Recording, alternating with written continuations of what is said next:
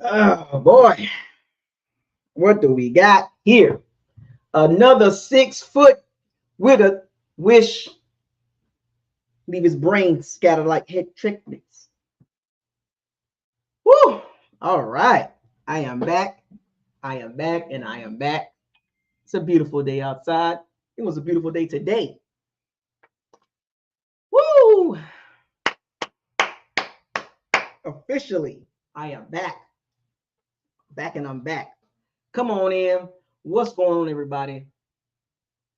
Welcome to BucosLocker. Subscribe to the channel, like the channel, share all the videos. Don't forget to hit the notification bell icon to notify you on all new videos that's posted on this channel. Shout out to all the Powers and Sea Bandits. Thank y'all for sticking with me for all these years. I do it for football. I do it for y'all. I don't do it for clicks and views and viral moments. I am here. And we are a family, and we're going to stay a family. If you're a part of the Powers and Sea Bandits, you rock with me, and I'll rock with you. Okay? I am back. I am blessed to be back officially. These actually, the last 6 months have been kind of busy for me, especially the last few months, February, March, and half of April. These last 2 months have been quite busy. Had a lot going on, a lot of good things going on, but in particular, those of you that know, I was in school, right? I was in school for the last 6 months, dating back to October. So it affected a lot of things I wanted to do dating back to October as far as outside of schoolwork. I had to juggle with my daughter and everything like that. So today marks the official date I'm back. Today I graduated from my 6 month boot camp. It was a 6 month boot camp, started back in October, mid-October, and 6 months of Monday, Wednesday, and Thursday of doing schoolwork from 5:30 to 8:30 Central Standard Time, and outside of that, researching and doing workshops and cohort connections, career preparation, and all this other stuff, juggling a lot of things. And today I graduated. Graduation was today from 5:30 to like 7:30. Online graduation, and I got my graduate certificate. My certificate of completion of that boot camp, cybersecurity boot camp. Those of you that know, I am an IT, slash cyber slash IA. I'm a tech guy, so I am a veteran as well, military veteran, disabled veteran, 80%. Just matter of fact, a lot of good things been going on for these last 6 months, in particular the last couple months. But I'm proud of myself, persevering through the trenches. At my age, a lot of people don't like going back to school, but I did it. It was about the bigger picture. So I want to apologize. I'm not going to say I'm sorry. I want to apologize to a lot of you out there that if I wasn't making a lot of videos the last few months, it's a great reason why. I was in the trenches doing great things, getting more knowledge. Always be willing to learn something. You will never know everything. Always be willing to learn something in life. Every day you should learn something new. Be willing to be open to learn, right? Have the humility to humble yourself, right? And going back to school is not easy for a lot of people. When people graduate from college, whether it's associate degree or bachelor's degree, master's degree, PhD, doctorate, whatever, some people get tired, and once they're done with school, whether it's in your 20s, in your teens, 20s, when you get your high school diploma, people just get done with school. Me, I would never be done with learning something, whether it's through school or through self, training, practical work, reading books, reading articles, watching videos. Always be willing to learn something. But my journey was quite had some ups and downs, some frustrating moments. It prevented me from making a lot of videos, especially in the off season. I know these last few months I've been talking about doing draft videos. I haven't even got a chance to get into those things yet, but I'm gonna try to pump out a few of those real quick because I know the draft is around the corner. It's next week, I believe. Yes, next week. So I'm gonna try to jump out, try to pump out these videos as quick as possible because I don't want to miss out on some of the activities. I haven't been really big on social media. I do follow what's going on, but I haven't really been commenting on things. But I graduated today. I completed my journey. The journey will not stop here. So I just want to shout out to everybody that's been patient with me. I put out a few videos here and there. I know there's been a lot going on this off season. And I haven't really got a chance to really give my take on some of the trades that's been happening, free agency. A lot of these things has been going on, with other teams outside of the Bucs, teams that are better than the Bucs, teams that are much worse. I've seen a lot of things happen, and now I get a chance to really talk about the Bucs for the next couple of weeks. And I'll be able to drop some more videos now. Now that I got a lot of free time now, I think it's a lot of free time, but now that my Mondays, Wednesdays, and Thursdays are freed up, I can drop more videos and give my take on some of these things. But I am back. I'm officially back. So expect more videos from me.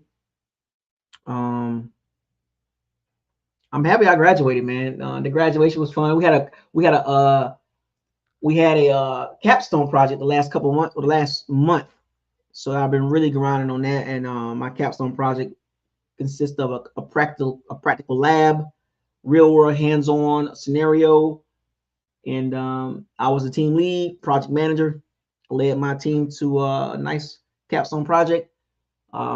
We were actually the first ones to kick off the graduation presentation part of the part of the graduation. We had to do a video, record a video, and then they was going to present it to everybody in the class, friends and family, whatever. And we just so happened to be the first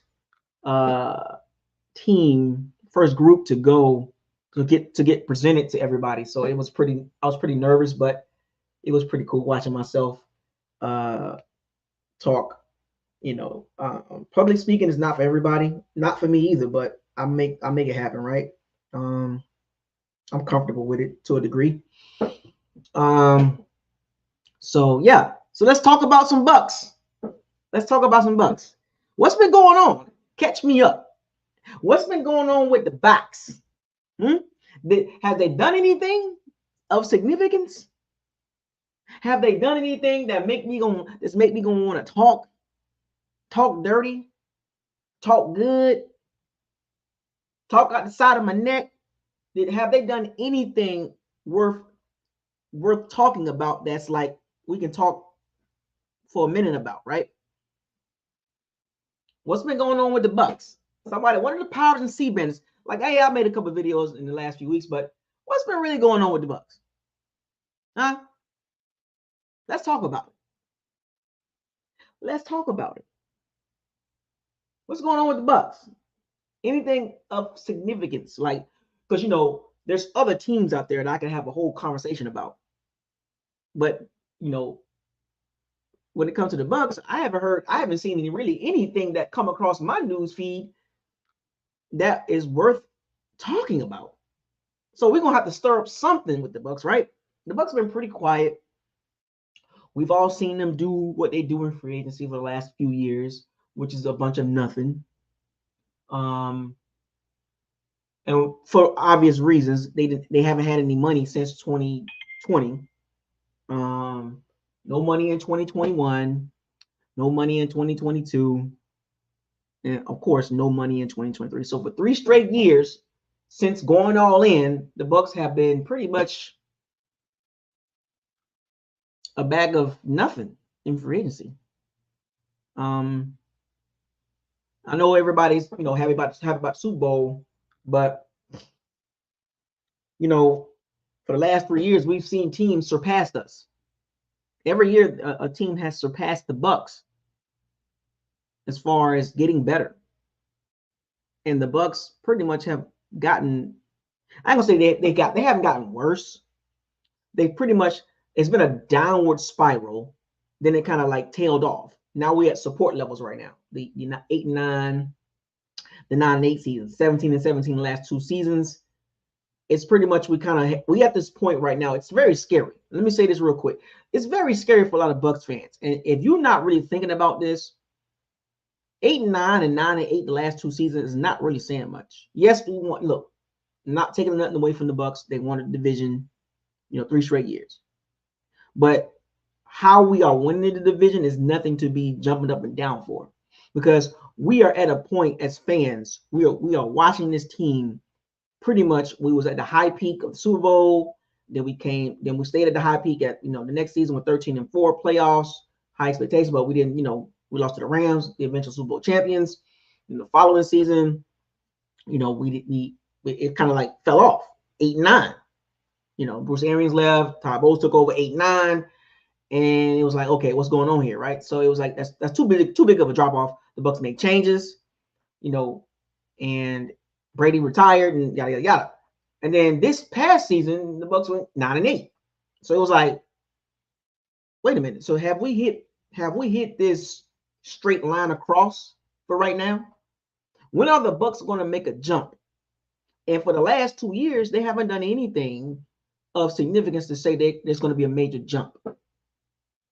But meanwhile, other teams, even within the division, Falcons, right? And Texans, the Colts, all these teams are making moves. Even teams that are better than the Bucs are trying to get even better. Meanwhile, the Bucs, from my knowledge, have remained the same. Now, in life, things change, and you must adapt to change. Remaining the same in today's current world will have you in a hamster wheel. That's like with technology. Technology used to change every few years. Now it went from every few years to every year. Then it went to every 6 months. Now technology went down to every 3 months. Pretty much it's almost every month technology changes. New phone, new tablet, something new is happening. Why? Because you must evolve with today's society. In terms of combining that or putting it in context with the NFL, every year is different. Whether you remain the same or you get better or get worse, it's different. Thinking that you're going to be, especially if you are a team that's not really good or a team that's average at best, like the Bucs, you're treading water. You're watching yourself run in a wheel while teams are actually moving forward. Now, as a Bucs fan, I want my team to be competitive every year, not just getting by. If you're content with this team just getting by, then hey, that's what you want out of this team. That's fine. But me, I'm on the side of I want to see this team consistently get double-digit wins. Every year they're talking about the Bucs being in contention of this and that and the third. So these last 2 years, the Bucs have not been in contention of nothing. Nothing serious, nothing of significance these last 2 years that made me believe that the Bucs are going to be something serious. I'm talking about the team in general. I'm not talking about a particular player or position. I'm talking about the team in general. What have they done of significance to make you believe that they're going to be really good these last 2 years? Don't give me the flash in the pan moments. Give me consistency.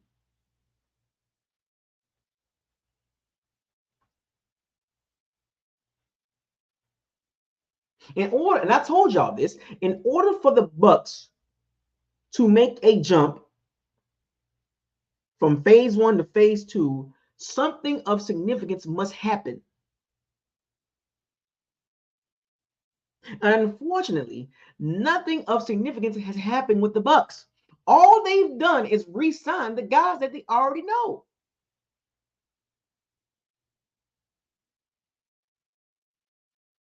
We already know what Mike Evans is. We already know what Baker Mayfield is.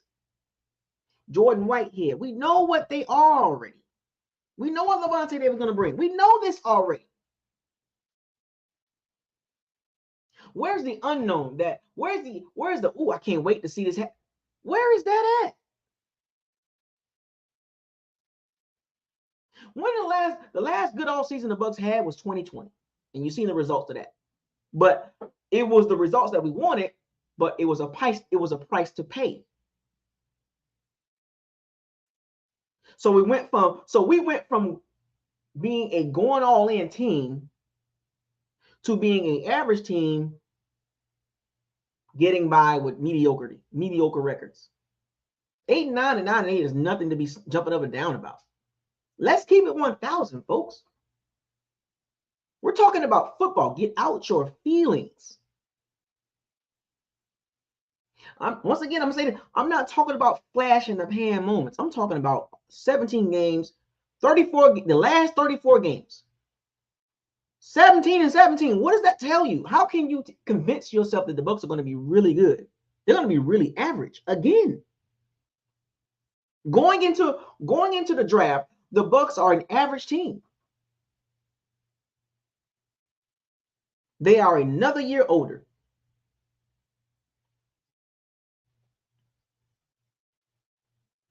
We're not sneaking up on nobody. We're not underrated. We are right where we belong at this point this year. Nothing to be super hype about and nothing to be super mad about. We're right even Stevens, even kill. You take a line and you take that line, you can take your protractor or a ruler and just draw it straight across the piece of paper. That's what the Bucs are at this moment. Now things can change when it comes to the draft, right? We know that. Trades, stuff like that. I'm talking about right now, in the present moment. The Bucs are a straight line across the paper. No ups, no downs, no nothing. They are a straight line across the paper. And going into phase 2, which is the draft, what is your expectations of this team? If you had to look at this team right now, what is your expectations? I know for one thing, I know it ain't Super Bowl bust. They're not even close. I can care less about what you say. And I really mean this. Don't give me this, we was 2 games away from the Super Bowl. I don't want to hear that. We weren't going. And we didn't go. So don't give me this, we were 2 games away. The better team won that game. Detroit is a better team. Don't give me this, we could have beat them. Don't give me this woulda, coulda, shoulda crap. Detroit is clearly the better team. The better team won the game.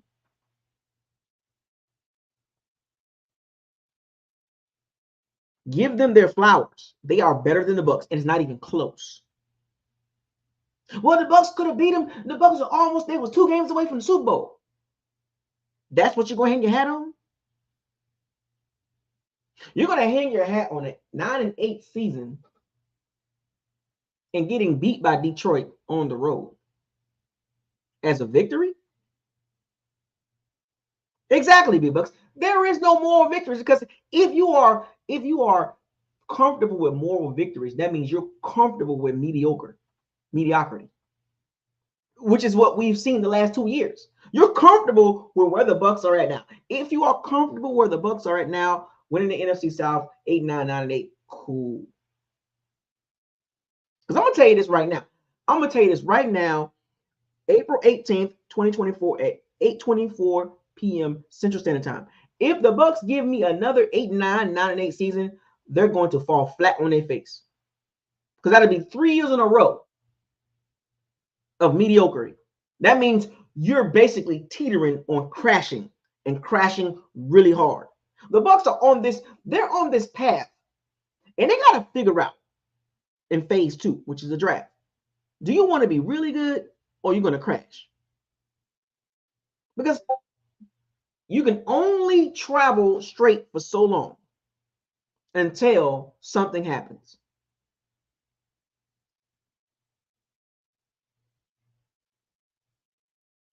Right now, the path that the Bucs are taking is a dangerous path. Now, the reasons why we on this path right now, because we went all in 2020 and we ran it back in 2020. This is the reason why teams don't do that. Desperate teams do desperate things. Now, what the Bucs did in 2020 was a desperation. Of course it was. Jason Licht was feeling the heat. He was feeling the heat. He made a desperate move. We already know that. And when you make a desperate move, it must pay off. And it paid off. It paid off. But look at the repercussions. Look at the remnants of what happened with that year.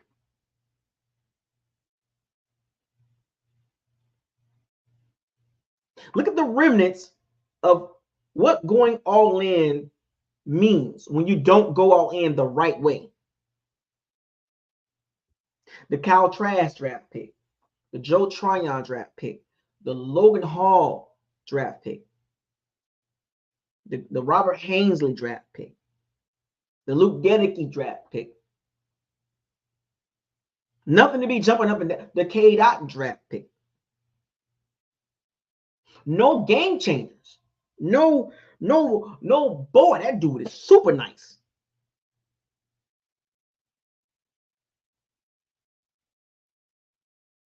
Where is it? Where is the significance of the impactful players? 2021, 2022. Where is it?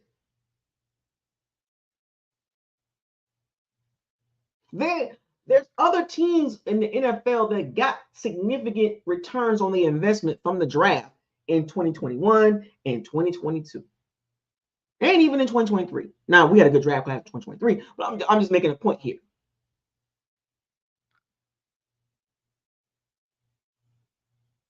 Right?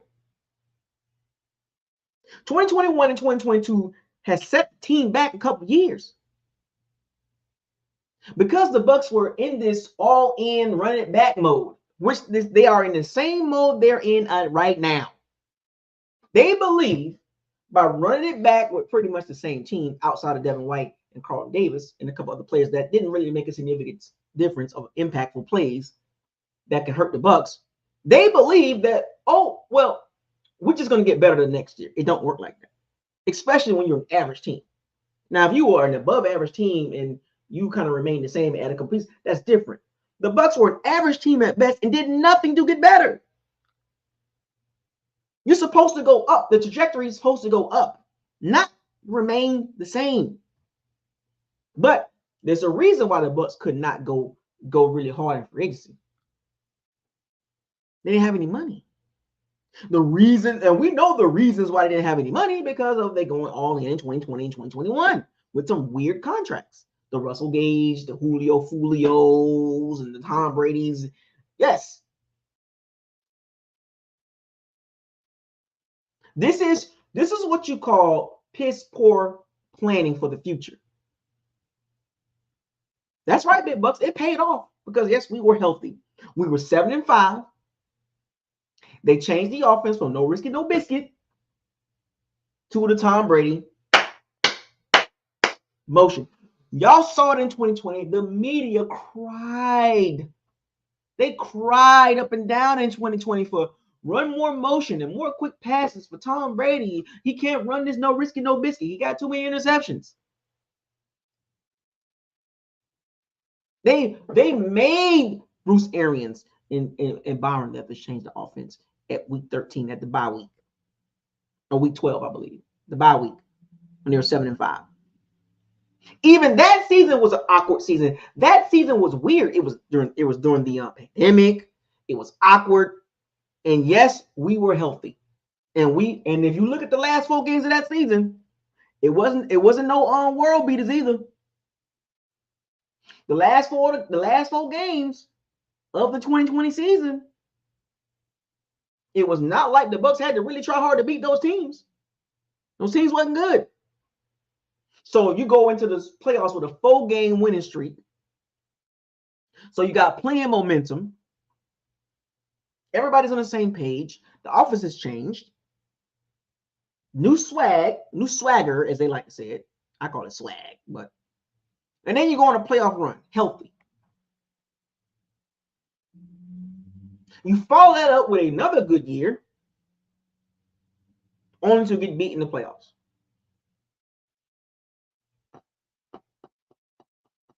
And then after that, the wheels fell off halfway. So my point is, the Bucs are in a really awkward position right now. They got what they wanted 4 years ago. Look at the cost. It cost us the immediate future, the immediate, which is high inside. If you had a DeLorean or Back to the Future vehicle, you can go back and look at this and go back and look at my videos about the 2021, the 2022, what we did in 2020. I was like, this is a two or 3 year run at best. Because if you don't get this right, you're gonna fall flat, or you're gonna be in a situation where you're in Inception, a world within a world. And what do we know? Behold, 4 years later, look at the Bucs. A road to nowhere. And I mean that as far as the bigger picture. Not saying that like, they're terrible. I'm just saying like they don't know where they're going at. They don't really, to be honest with you, their identity, in my opinion, is basically average. Average at best. Think about this. And this is not a people are, oh, he's talking shit. He's talking noise about the Bucs. No, this is the reality. The Bucs are average at best. What do you want me to say? They're not really good. And they're not really bad. Which way you want me to put them at? They're not top 10. They're not top 12. They're not none of that. They're right in the middle. 16, 17. But the Bucs went to the playoffs. That's not what I'm talking about. Just look at the roster. Look at the coaching staff. What does that tell you? You think they're going to make this huge jump? If you do, please explain to me. Please explain to me where's the big jump coming from? Quarterback? Oh, no, okay. Oh, the big jump is coming from receiver. Oh, the big jump is coming from O-line. Oh, okay. No. The big jump is coming from the pass rush. Oh, no. I do one better. No, the big jump is coming from the secondary. In particular, the cornerback. Where's the big jump coming from? Where is the big jump coming from, folks? Going into the draft, where is the big jump coming from? To take this team from 8 wins, 9 wins to 11, 12. Where? New OC who nobody has a clue on what he's really going to look like in the NFL calling plays. Because we don't have no proof of Liam Cohen calling plays in the NFL. So once again, we're right back to where we were in 2023. First year OC, who's never called plays in the NFL going into the season.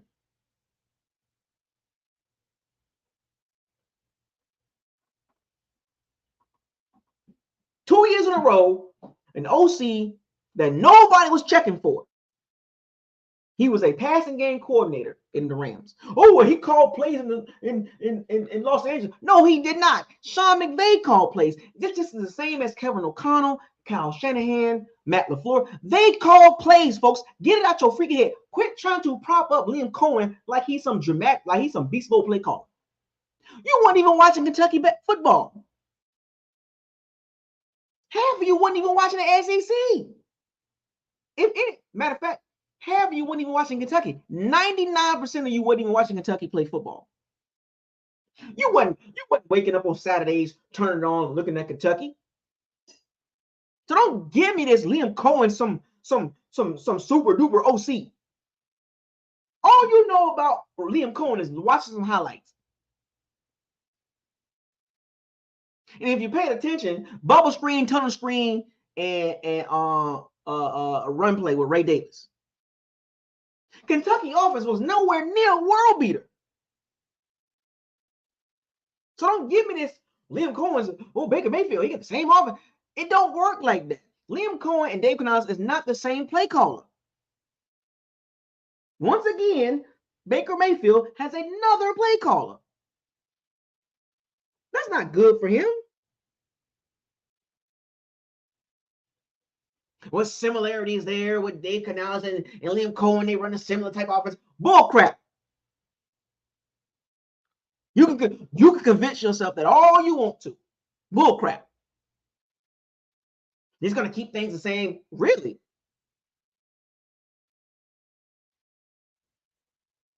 Really? Going into phase 2, the Bucs must hit on this draft. Look, there is no way in the world with 4 picks in the top 100, 105, the top 4 picks in the top 105. You mean to tell me the Bucs can come out here with 2 starters? And you can put the combinations on how you want to put them together. But they must come out of this phase 2 better. This is my point of the video. This is the raw, uncut truth. And some of you might not like it. But this is in this phase right here, they got to get it right. And I mean they have to get an A+. Going into phase 1, coming out of phase 1, free agency, nothing to be jumping up and down for. But what we want to see as fans coming out of phase 2, we want to be high-fiving each other, making these videos together, having a kumbaya, eating some popcorn, talking about, yes, sir, they got the draft right. Yeah, A+. And y'all know the positions they need. Y'all know.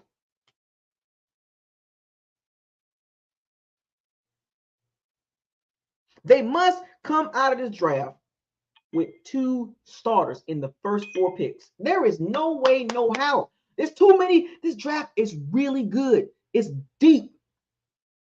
Receiver, cornerback, O-line, and particularly interior. They can even get a tackle and turn him into a guard. You get what I'm saying? Can't mess this up. It's like, just get the guy, man. Just get the guy. Don't try to give us this North Dakota State now. No, give me that. Draft the O-linemen that are ready to play right now. That's going to be impactful right now. Give me the Creed Humphrey at center. Don't give me the Robert Hainsley in the 3rd round. Go get Jackson Powers. Give me the JPJ. Zach Frazier. Graham Barton. Give me the guy that's going to plug and play right now and be impactful. Outside of Tristan Wirfs, the Bucs O-line is weak. I can care less of how you feel about Luke Gedeke and Cody Mulch and Robert Hainsley, Leverett. They're weak. Not good enough. I can tell you this right now. If they get one of those guys, I guarantee you, one of those guys I named, even the Wisconsin guard, or Guyton, tackle, whatever, any one of those guys are better than what the Bucs got outside of Tristan Wirfs.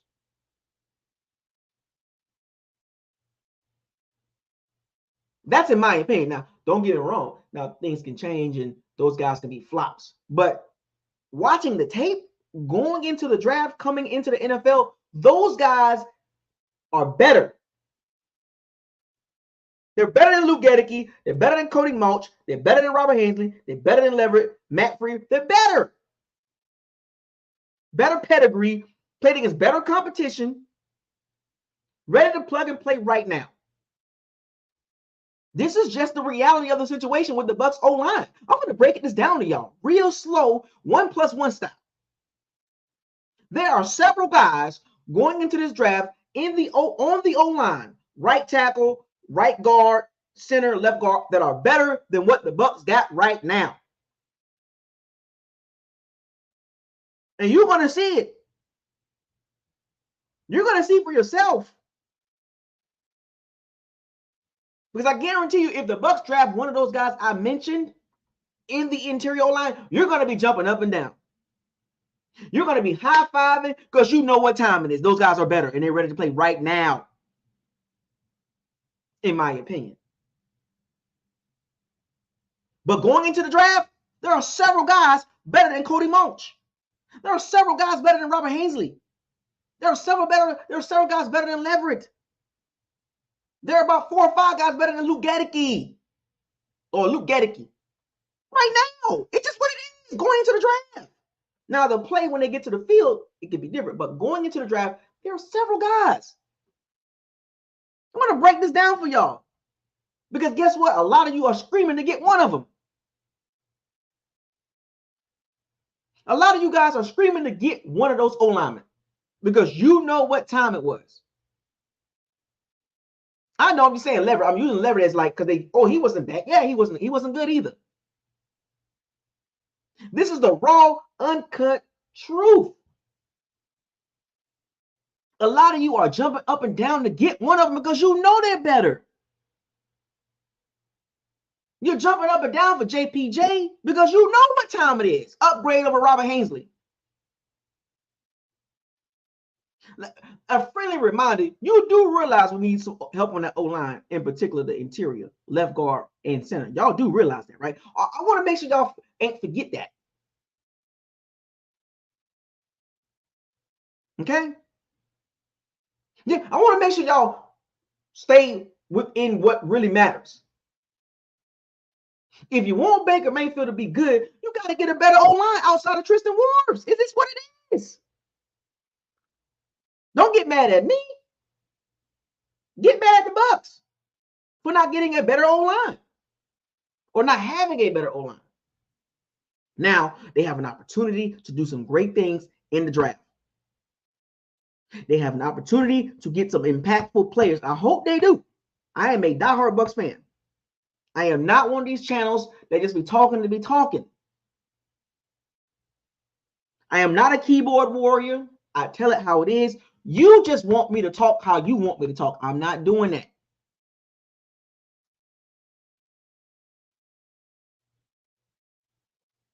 I'm not going to talk and sugarcoat and, I'm going to push a narrative. I'm not doing that. If you don't like the way I talk, go to these other Bucs channels. Maybe they be a little more softer and have some coddle hands and pat you on the head and the backside and be like, it's okay. The Bucs go good. The Bucs are good.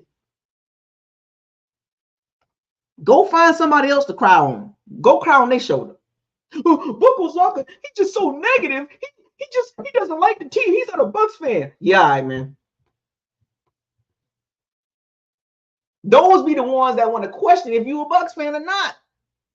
Because they don't like this type of energy. They don't like this talk because I want the team to be better consistently, year in and year out. I'm tired of this. Well, wait for the draft and wait for this and let's just see what they can do. Stop with the this and that. Those are the mediocre fans.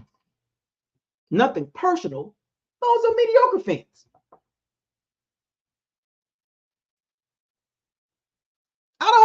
I have nothing against mediocre Bucs fans. Stay over there.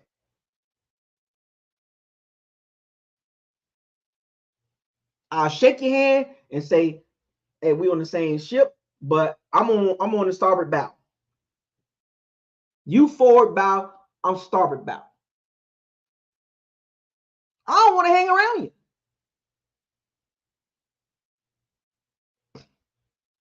Want to get mad at me and get upset with me because I want the team to be better, because I want the team to draft 2 starters in the first 4 picks. You get mad at me for saying that. Really? What kind of Bucs fan are you? The Bucs need to draft 2 starters. Oh, see, there go BucosLocker. He being negative. What? Because I want the team to draft 2 starters in the first 4 picks? I'm being negative? Wake up, son. Wake up from the inception dream. A dream within a dream within a dream. Wake up. What are you doing?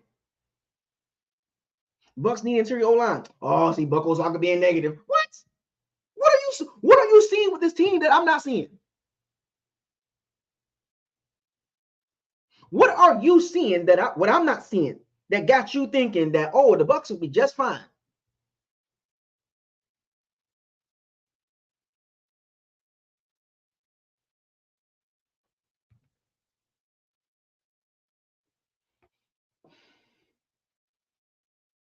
Bucs need D-line help.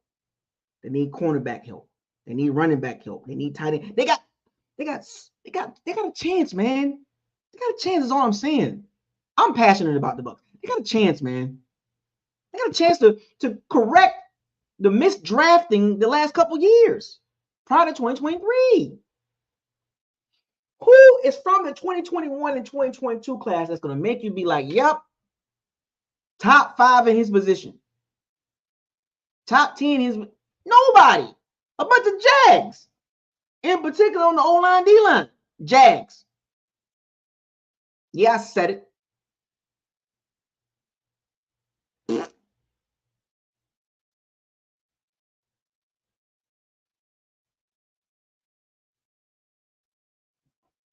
Now we got to play catch up because of the missed draft picks in 2021 and 2022. Can't do that in 2024, man. I don't want to see no Robert Hainsleys, no Luke Gedecke. I don't want to see no Cade Ottens. Nothing against Rachaad White, but come on, man. Give me a Trey Benson. A Jonathan Brooks. A 1-2 punch. I don't want to see Rachaad White by himself with Chase Edmonds. I don't want to see that.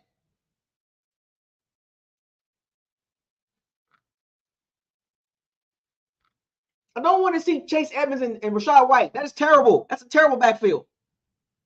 Terrible.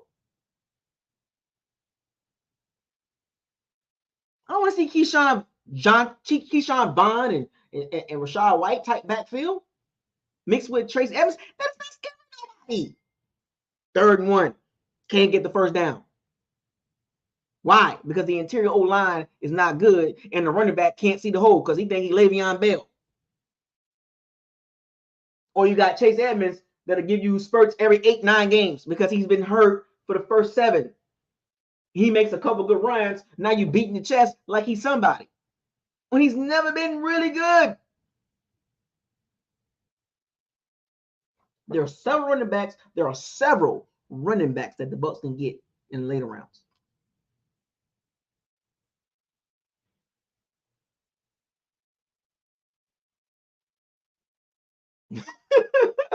You know, I don't want to see that running back field. I don't want to see that type of running back field. I don't want to see Chase Edmonds taking carries away from Trey Benson or Blake DeCorum or Jonathan Brooks.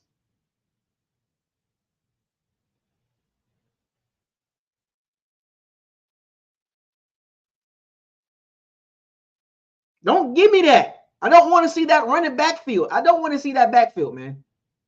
Well, Chase Edmonds, he's not bad, man. What did he do last year outside of being hurt? A couple good runs? Oh, Chase Edmonds got some burst.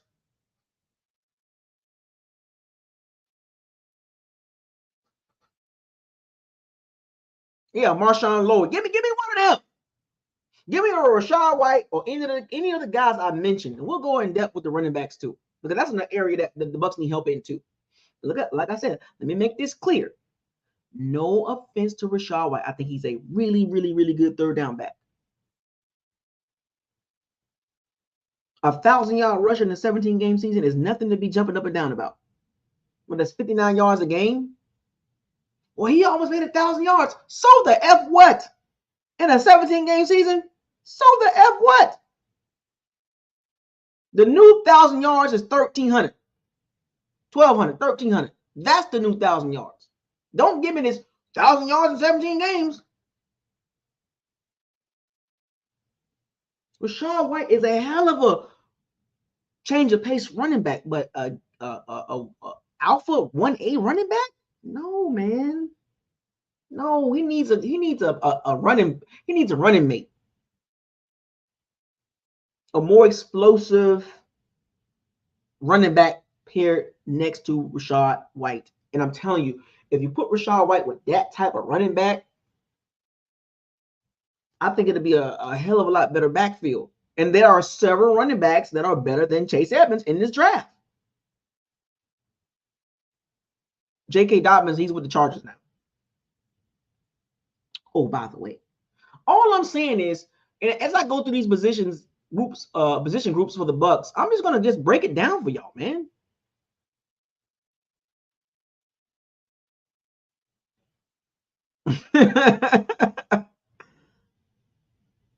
Yeah, J.K. Dobbins always hurt, man. He with the Chargers. He got a 1-year deal. I'm just saying, get another running back, Rachaad White. Chase Evans special teams. How about that? How about that? But I don't want to see Rachaad White after 17 games with 959 yards, averaging 3.7 yards a carry, and you beating your chest.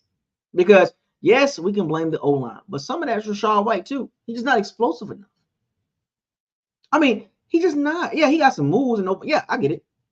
But what about the running back? He's a running back. Where's the explosiveness? Where's the big runs? Where's the game-changing runs at? The changing the field position runs at? We didn't even see that. Yes, O-line was not good, in particular the interior. We know that. But we watched NFL all 22. Come on, man. Hit the hole, fam.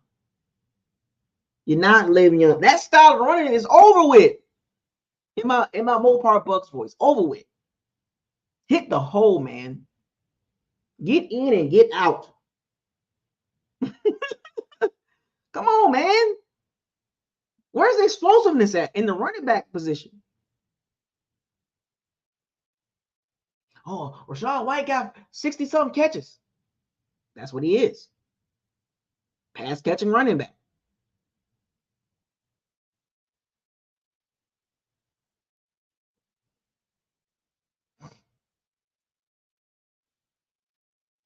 I'm just saying, man. This is a reality. And if you don't agree with me, go back and watch the tape. You can hang your hat on these little 900 and something yards. But come on, man. There are running backs that are better than Rachaad White. A year younger. How many running backs that has been taken in the last 2 years that you would take over Rachaad White? It's a bunch of them. I guarantee you, if I name some of these running backs, I guarantee you'll take them in a heartbeat.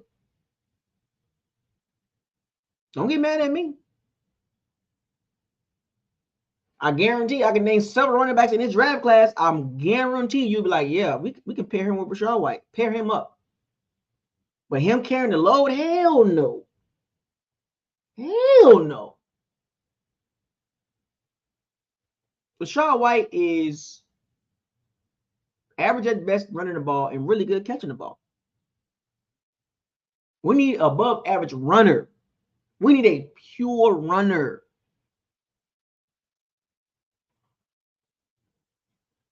Tyler Algier, yeah, there's several running backs that's better than him. As a pass catching third down back, I think he'll be a top tier third down.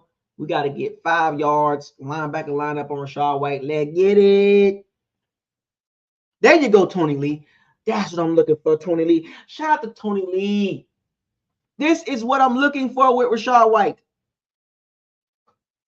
Rachaad White is more of a David Montgomery than a Jahmyr Gibbs.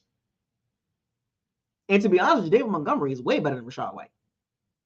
Better balance, see the hole better.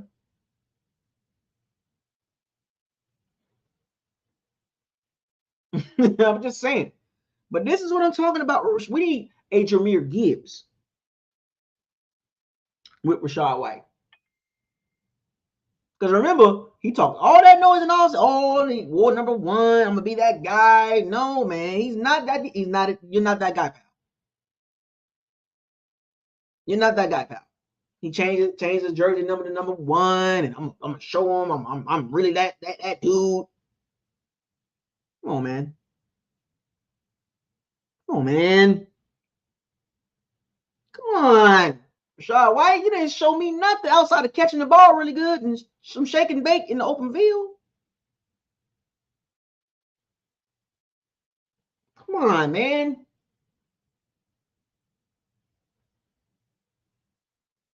We need a Jahmyr Gibbs type running back paired with Rachaad White. And I guarantee you, if we get a rookie running back and he show his butt off, Telling you, man, it will be a dream for the Bucs to get a running back like that this draft, and we get to see that guy getting carries early in the season, making moves, making big plays like Jahmyr Gibbs.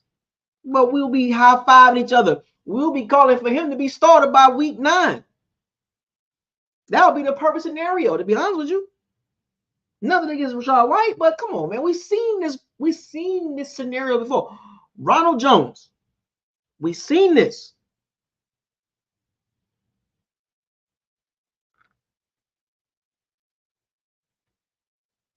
We've seen this episode. Ronald Jones. Do you remember him?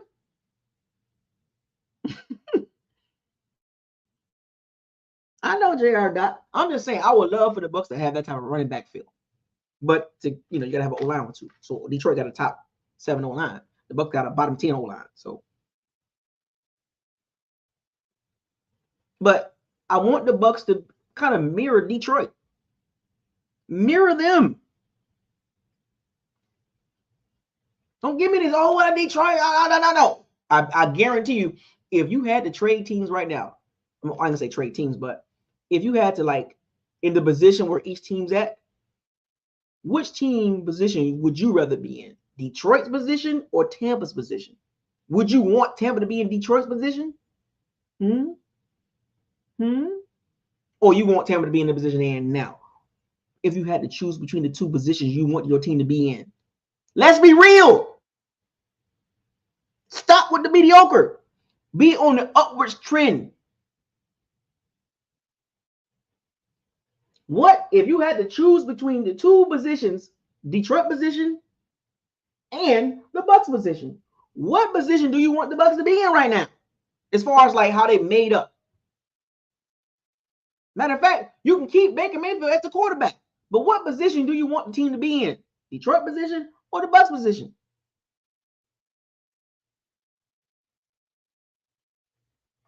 Detroit can run and pass the ball.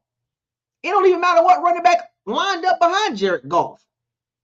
You can put David Montgomery behind Jared Goff. They're still going to make some yards. You can put Jahmyr Gibbs in. They can still run the same plays. But guess what? You put Rachaad White in, you know what they're going to do.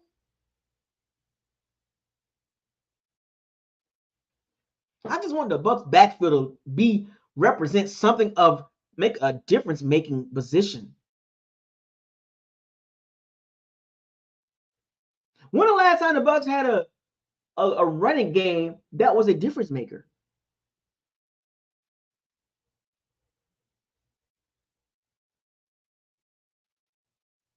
Okay? When's the last time the Bucs running game was a difference maker?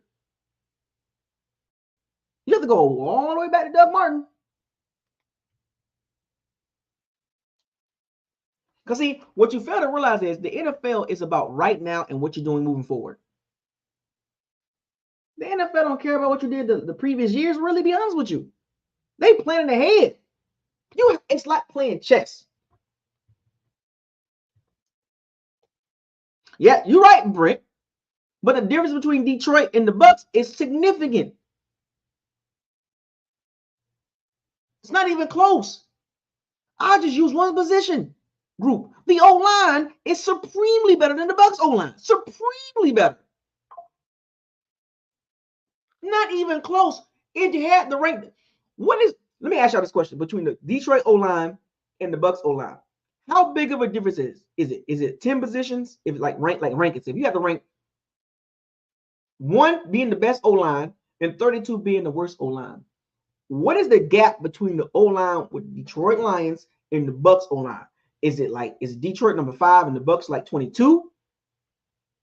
Is it the Detroit O-line is number 4 and the Bucs is 18? Like, what is the gap ranking between the two teams O-line? And I'm using Detroit as a great example of the position that you want to be in moving forward. And this is stemming off of the Detroit backfield. I kind of want the Bucs to have that type of 1-2 punch.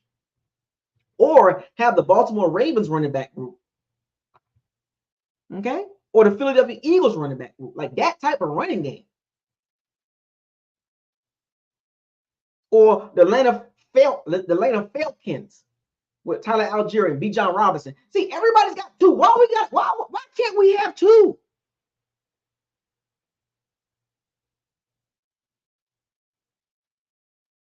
Why can't we have two running backs like these other teams? Because when I say the Bucs need two running backs, I get pushback. But when you go listen to these other teams with two running backs, they clapping hands and high-fiving each other, loving it. Why can't we have that? Why can't I push for the Bucs to get that? Why can't I want the Bucs to be that type of running team where they don't have to have Baker Mayfield put up 35,000 points to beat the Texans? When we get a lead, we can control the clock with a 1-2 punch at running back. I haven't even got to the tight end and the receivers yet. I'm just breaking this down to y'all. This is my first video. I graduated today, so you know I've been cooking. You know I've been cooking up some gumbo.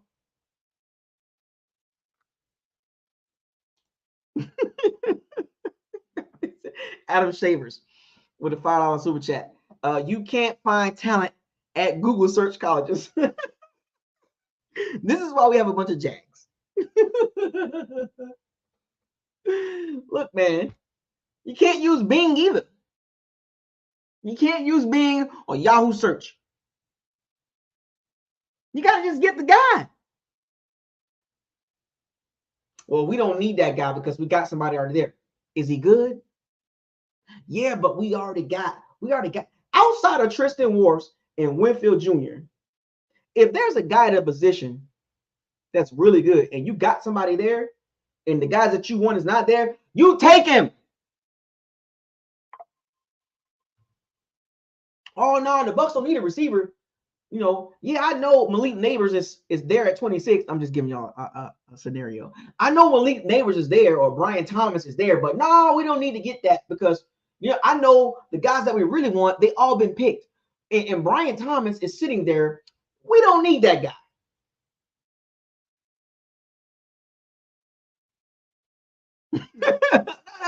No. Oh, Brock Bowers, he's there at 26, but we got Cade Otton. We don't need Brock Bowers. Oh, one of the top right tackles is there at 26, and all our guys been picked already by other teams before us. But we don't need that guy. We got Luke Gadecki. What? Are you serious? Outside of Tristan Wirfs and Winfield Jr., you need to draft the best guy available regardless of position because you know you need him. Yes, we got positions that we really need. But guess what? If those guys are already picked and there's a guy sitting there, take him. Stop playing with me. Hey, Kimberly, what's going on with you, baby girl? How you doing? How you doing? How you doing? How you doing, Kim? How you doing? Y'all want to talk about crypto? Because crypto is acting crazy right now. But anyway, Malcolm Harvey with a $5 super chat. Y'all trying to get the locker room open tonight? Because hey, y'all go with these super chats. Y'all know how I work. Hey, y'all go with these super chats. Y'all must want the locker room open tonight. Because I'm just saying, you got time. You got time. Malcolm Harvey with the $5 super chat. Buckles, how do you feel about Chop? Personally, don't like him at 26 over the other options. Latu, JPJ, Barton. I agree with you. The more and more I watch Chop, and I'm gonna watch some more tape, I think he left a lot on the table.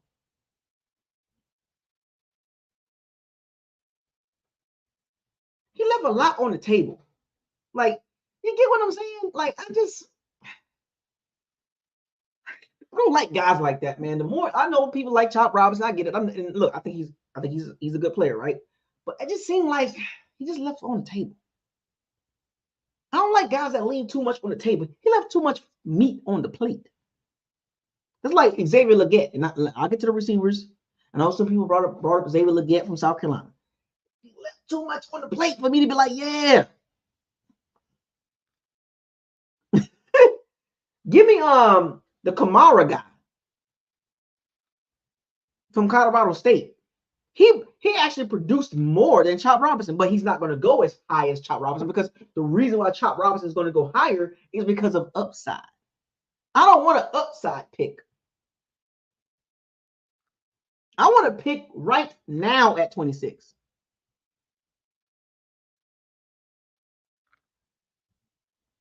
The guy from Colorado State, Kamara, he's going to probably be a third, fourth round pick, but he was more productive. He actually did a lot more. Chop Robinson showed up in some games with terrible O-lines. I don't like guys like that. Talented, but left too much meat on the plate.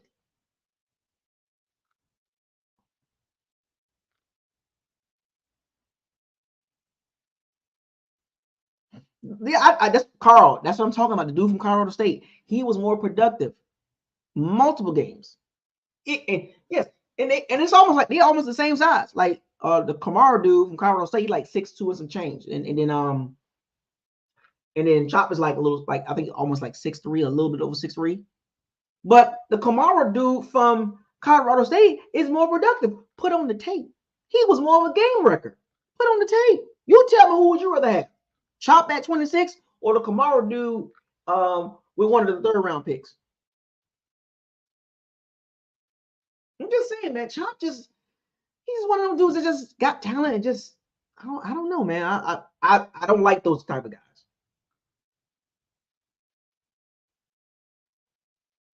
I don't want no Alabama. You don't want no Alabama D, man. What up, man? What up, J May? We got another super chat. Mopar Buck with the $50 super chat. Congratulations on the graduation. But locker room, eyeball, cover your eyes. All right. Y'all want the locker room open? But let me finish up real quick, and we'll spend some time together in the locker room. So that's the running back group, right? And the tight end.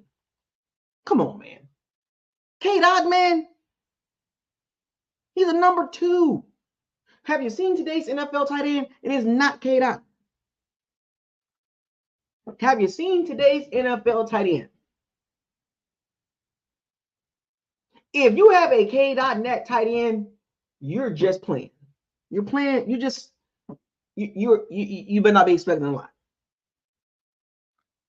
Have you seen today's NFL tight end? Tight end number 1. How about that? Because most teams run 2 tight ends. I think K.Dot will be a hell of a number 2. But a number 1? I've seen enough. I don't need to see year 3. I know what I got with K-Dot. Lack of explosiveness, can only run 2 routes.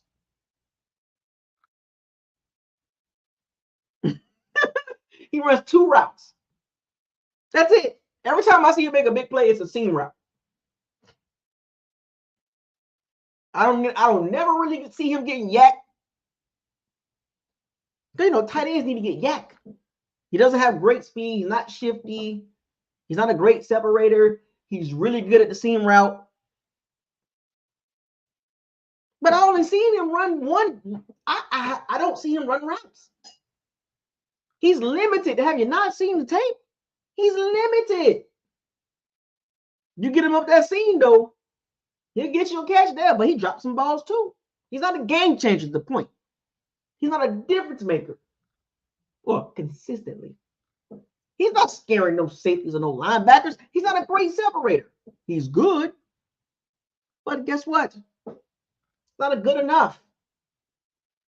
K-Dot is a number 2 tight end, which means you're a jag. You're a jag, K-Dot. You're a straight up jag.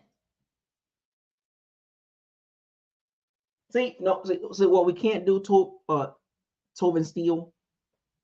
We can't nitpick. You can't nitpick and start pointing out games. That's not how I operate.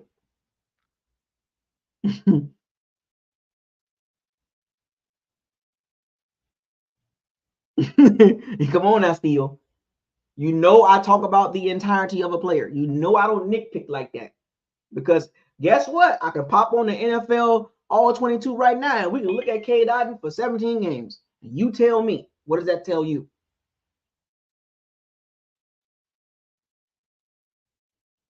There are 4 or 5 tight ends right now going into this draft that are better than K. Dotton. Hashtag, what did your eyes tell you about K. Dotton? Get another tight end. That's what it tells me. It's just like Rachaad White. Get another running back to pair with Rachaad White. Get another tight end to pair with K. Dotton. That's all I'm saying. 17 games of K. Dotton, and you mean to tell me he's above average? Boy, you tripping. Boy, you tripping. What world is it? Am I look, I'm a big Freddy Krueger fan, right?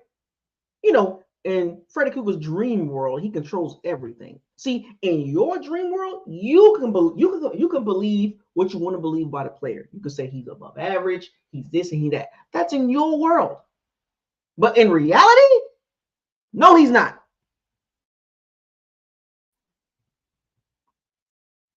K. Dotton is a number 2 tight end, which means you are a jag.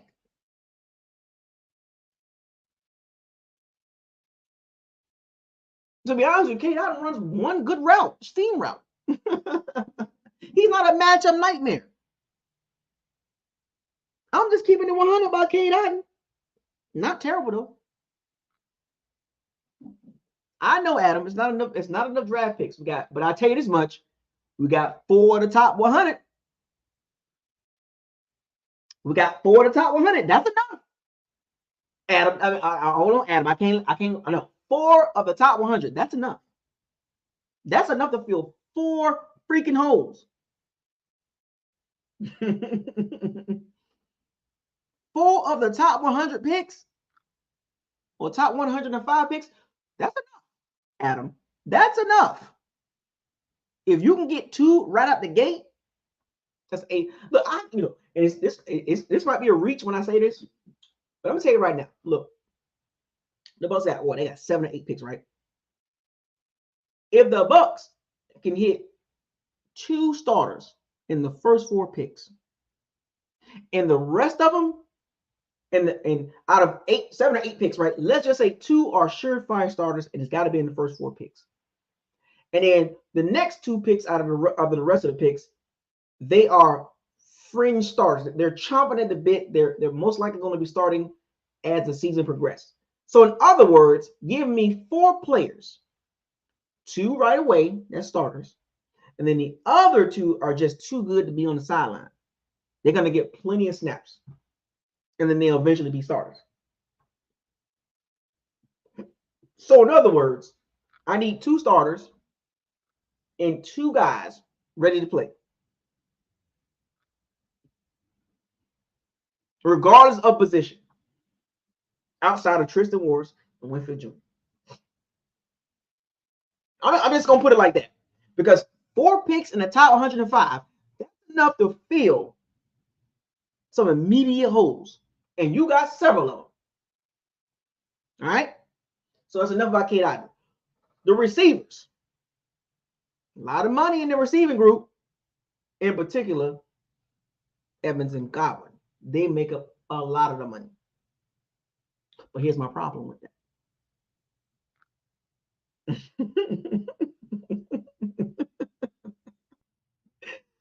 Here's my problem with the Godwin and Evans pairing. Well, I wouldn't say the pairing of salaries. I don't like both of those salaries together. That's a lot of money in 2 receivers, and your offensive production is mediocre at best. Let me repeat. You got Mike Evans and Chris Godwin. Over 40, as of right now, over $40 million between those 2. Cap hit. Well, I'm going to say cap hit, but just what you're giving them. And your offense is like 19th best? I'm sorry. What? Why is our offense scoring production is not, it doesn't equate to what we're paying the receivers? Something's got to change there. I don't know what. I'm not trying to say Chris Godwin needs to get traded or, because we got Mike Evans, but I'm just saying, if you're paying that much at receiver, shouldn't the production be a lot better, scoring wise, explosive plays wise? Is it me, or am I tripping on that? Am I tripping? Am I tripping? Am I overthinking this about the Bucs productivity as an offense? Because in today's NFL, it's a passing league, and you need to be explosive. Do you see the receivers coming out in this draft? There's a ton of them that are explosive. Yards at the catch. And what do the Bucs need? Yak.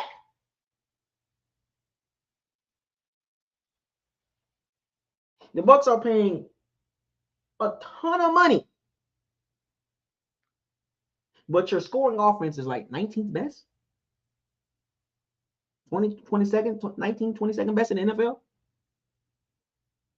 I'm sorry, like, I don't think that's good enough for the investment in the receivers and the scoring offense and the explosive plays. The return on investment is not there. I'm just saying. And I love me some Chris Godwin. I got his jersey. But I'm just saying, Mike Evans, another year older, still going to be productive. Chris Godwin, he signed a 3-year contract, $60 million. This is his last year on the contract. I haven't heard anything about extensions with Chris Godwin. Why is that? Let me repeat, folks. Why haven't we heard any contract extension with Chris Godwin? Is he worth $27 million cap hit? I'm going to repeat that. His cap hit is huge. His cap hit is $27 million. I'm just saying.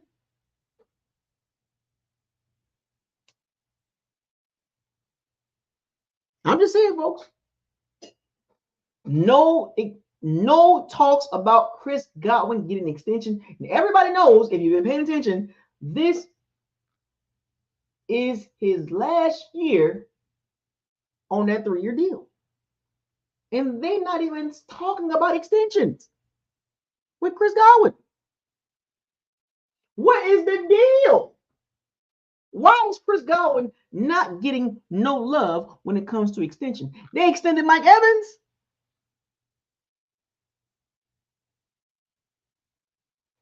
Happy birthday, King Cook. Happy 4-0. I'm just saying, why is Chris Godwin not getting an extension talk?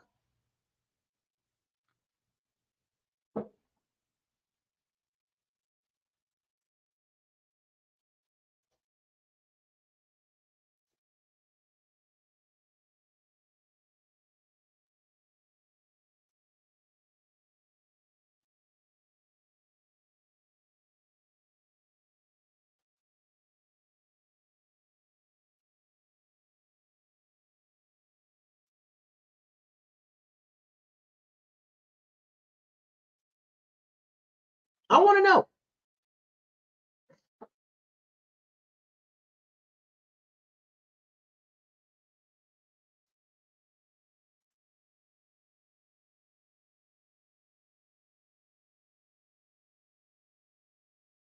Why is Chris Godwin not getting extension talk?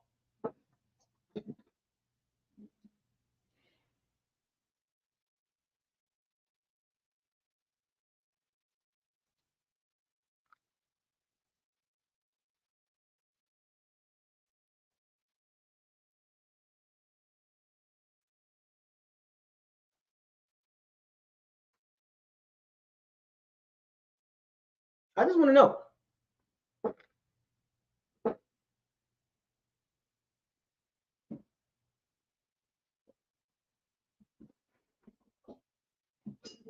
I mean, we gave Mike Evans an extension at 31. Why can't we do that for Chris Godwin? Chris Godwin's younger. It's not fair.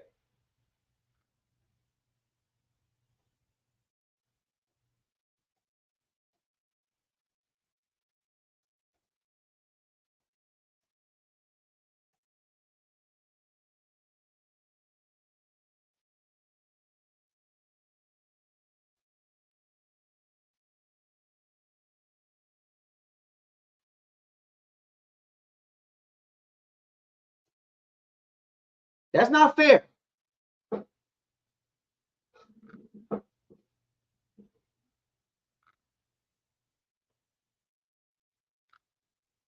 just saying, man. Can we get some love there?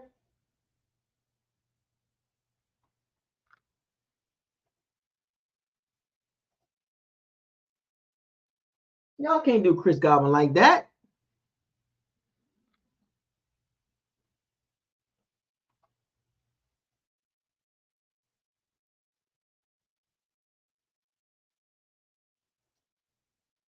Don't do Chris Godwin like that.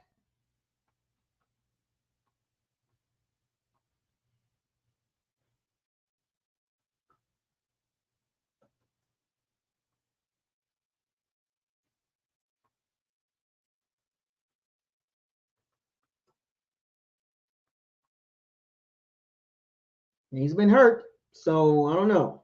Oh, you're talking about the Western Kentucky receiver Corley. It's pretty nice. You didn't think I know about that? Dante Turner. You didn't think I know about Corley? That's the Western. You talking about the Western Kentucky receiver, right?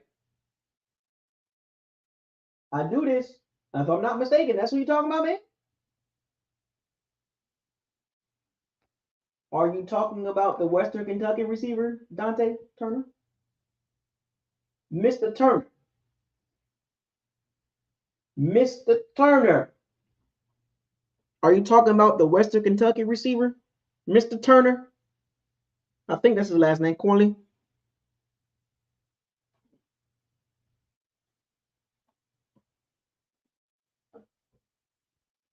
So at 26, would you be upset if the Bucs take a receiver at 26? A Lab McConkey or Ricky Pearsall in the second round?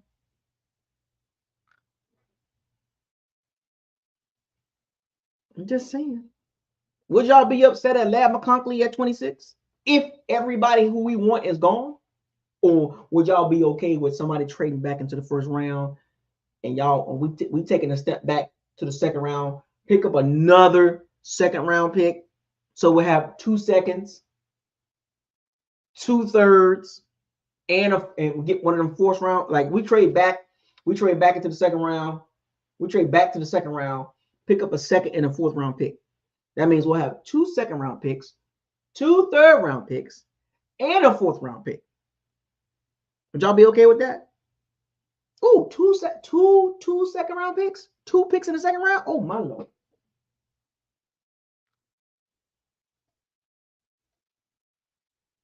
In this draft, Adon Mitchell. Like, have you seen the receivers in this draft?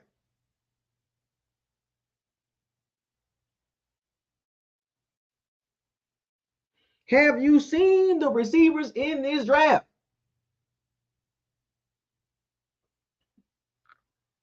They deep. They deeper. Deep. I'm proud of you, deeper.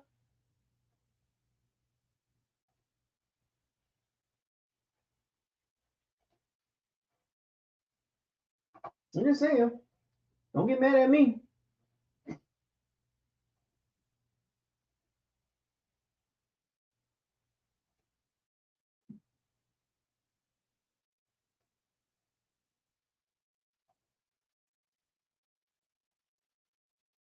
If the Bucs draft a receiver, it's cool. I wouldn't trip. Diva.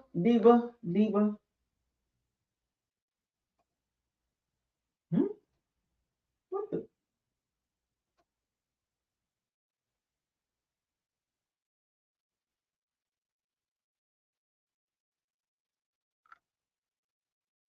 What the?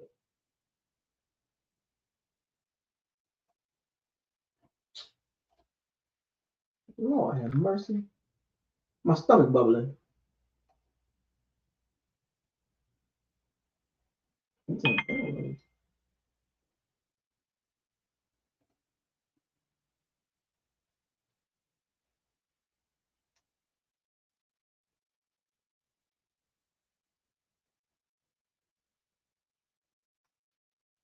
So let me open up the locker room, let you guys rock for a little bit. You guys can have at it. You can have y'all conversations. I'll stop right there. I don't want to get into the defensive side, but you feel me? There's the link. I know y'all want to get in the locker room. Go ahead. You got it, Johnny.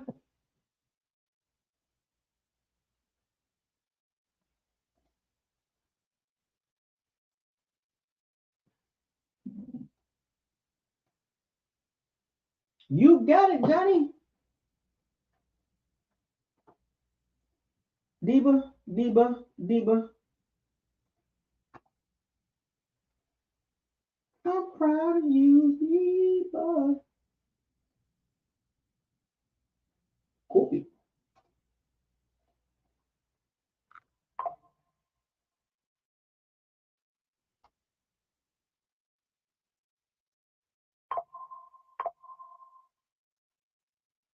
Diva, Diva, Diva, Diva, Diva.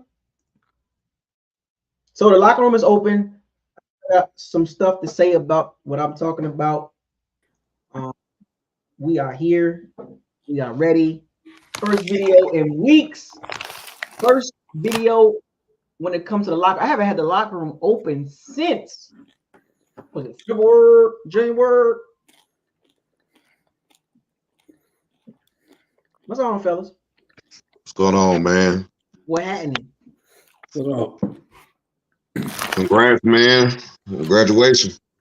Oh, thank you, man. Thank you, thank you, thank you, thank you, thank you. I feel so much better, man. Like a sigh of relief. Like, yeah. You got your PhD Oh, nah, it's not. in technology. Nah. Mm-mm.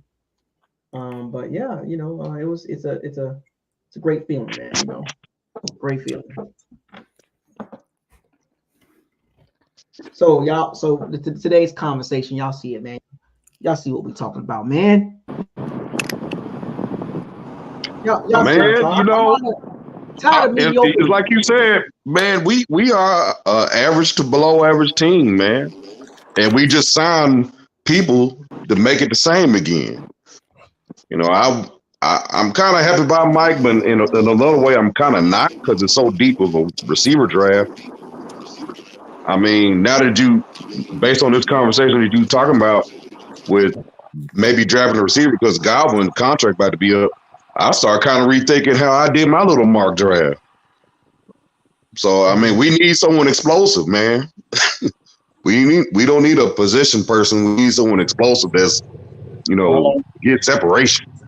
How long have we been saying that though? But We can't forever. re-sign Scotty Miller. We got to go back and go get Scotty Miller. We got to go back and go. He's not the Oh guy, my man. God. We can draft. We can, Scotty behind. good and well. God. Good and well. Boy, let me Google search that. Who else running routes and that explosive though? Come on, man. You don't need the tree when you go run wild. You don't need the tree when you can run that. Yeah, when you can do that. Run that 9, that's all you need. That's all you need, man. The man say faster than Tyreek Hill. We need it. My score is 40. Nah, but I agree. The Eagles just did what we did, right? But when you think about AJ Brown and Devontae Smith, you're not gonna really argue with that. Like that, you're not gonna argue with that type of money. Them two #1 receivers. Chris Godwin, I got 2 jerseys, bro, but it's one of those things where it's like, yeah, but who gonna trade? But here's the problem with that. Who's gonna take him? I sent him to New England. Yeah. Yeah. I can't see him doing that. He'll And fit what the will we get mold. for him? You know what I'm saying? A third or a fourth. A third is A wishing. third would We'll be get a good. fourth. A third would be good. That ain't gonna happen though. It'll be a fourth if anything. Probably at best you'll get a 4. I think you I mean, might can get a number 3. I could see a situation where the Panthers might try to, reach for him. They wanted Evan. He'll probably reach for him. Dave Canales might feel like he got something, I just don't want to see him test the market and then we get nothing for him. Because we're not going to trade. I don't think. When the trade deadline over with? Well, you know, what is it? Nah, we can still trade. I mean, you can trade during the draft. Canales is smart. Yeah. He ain't crazy. Yeah. The problem is what Isaiah was saying, man. The money we pay the receiver room, we don't see the production on the field. I mean, that's like But and now things have changed. Now to check this out though, things have changed because we got a new coordinator, so we don't know what the offense going to look like. Again, but in all fairness, I mean, terminology gonna change a little bit. They did right by picking something close to what Dave Canales is running. I mean, we're not finna have a just completely whole new offense altogether. They're not finna do that. They just heard them say Baker Mayfield and already mastered the playbook. That was 2 weeks ago. Yeah. That Vegas doesn't. Well, we just signed them, so they want to buffer up Baker, man. And I'll be honest, I'm not a Baker guy. I know, but I feel like how much different is the playbook? What I think it needs to change is the running game. That in itself. And that could be fixed in the draft, hopefully. If we get, worst case scenario, we're not going to get JPJ. Nope. And Cooper Beebe or Barton might be there. BB might be there in the second round. Here's the problem. So the question is, do we want to do interior lineman or do we need edge? I think we need pass rush because I think the defense is subpar. They better get Newton. If they want anybody, they better get that boy Newton. He's a beast. Yes. Well, you talking about the DT? The defense? Yeah, I'm going to tell you why I think we're going to go there. I think they're not going to even fool with edge. I'm gonna tell you why. Vita Vea getting up in age too. Right. The way they look, exactly. The way they looking at it, they may end up realizing maybe we don't generate off the edge. We generate in the interior. They hit with not with with Kancey. They're gonna probably try to see if maybe we could do one more explosive interior person to help JTS out. They still want to see that. I promise you. They still want to see that. You put Yaya on the edge. I don't agree with it, but it just got Jason Light written all over it. Only reason I disagree with that is the personnel we got, right? So if they're not looking at extending balls and keeping a 3-4 type defense, then Newton might not work out because in the 3-4 we need a big body to eat blocks, and that's what Vita does. Newton can play. Boy, did you not see? I saw the tape, but he's light. He's like 300 pounds. That boy is a beast. Yeah, unless we change to a 4-3. Yeah, no, he gonna slide right. I mean, he's like 6'2", about 300 pounds. I just got through looking at his tape. Yeah, man, but he's still a beast. Yeah, they're gonna sub. This is what happens when you have Vita sit down. They have him come in. Not to mention, that also means you keep Vita fresh a lot because that's always been the issue with him not on the field enough. My problem is I almost feel like Jason Light don't view them edges. And then with us signing that Randy Gregory thing, I'm gonna tell you something, bro. Don't be shocked if he don't take an edge. Yeah, he's gonna be on the line. He may feel like he basically is finna try to redo the Shaq Barrett thing. I picked up a guy nobody wanted. I'm giving him a second chance. And he may feel like I hit with that, I'm going to hit with this. Or unless he get an edge later on. I mean, because you could get an edge. But it's going to be decent edge and maybe top of the third if you trade up a little bit. He not going to do. He not in the third. That's where he going to go get his guard will be there, or Isaac might be there. That's where he going to go get his guards at. The guard or the center. That is where he's got the best players he done drafted been in that. if he can get an old lineman up in there, that's where he's gonna go. Yep. He's gonna go something offensive weapon wise with that first pick. It's just written all over it, bro. That guard from UConn to be round third. Yeah, man. All them, now Jackson Power, that situation like that, okay, yeah, he'll go get that because it's obvious, right? But I just don't see him doing it. He's had many opportunities to do it in other drafts and hasn't. So this ain't gonna be no different. So y'all think the second round gonna be another safety? Ooh. No, I think we can see we can see a corner. I think we can see a corner potentially, but at the same time, looking at the Jets, receiver. That's really where I feel like y'all don't realize how much a running back and a wide receiver are about to get drafted. Rashad White, if you go back and go look at the all 22 on him, the problem almost don't even look like the O-line. It looked like he don't know how to read holes. I mean, I'm all on board. I won't be shocked at 26 if they took a receiver. I would not be shocked. I would. Because both our receivers are old. I wouldn't. I'm gonna tell you why I wouldn't. The reason why we're not gonna have Chris Godwin on the team is when Mike Evans be going down, we used to be like, okay, we got Chris Godwin, we good. Bro, he don't have that juice like that. Nope. That man does not, like, when the type of money he get paid when Evans go down, we supposed to know, hey, bro, we good. Godwin doesn't perform, bro. He's not a number one. No, paying him, I ain't. He's a decent number two. He ain't even on the elite side of a number two. Like I love Chris Godwin, but I just think that injury it ain't right, bro. Some ain't right. Nope. Some ain't right, man. Well, he had 150 catches or something like that. What was that? 100. Second time he had 100 catches. What season was that? He had all the catches in 2019 or was that before 2019 when we was all on live? Just to get a little above 1,000 yards. He got close to 100, but he got hurt the last month of the season.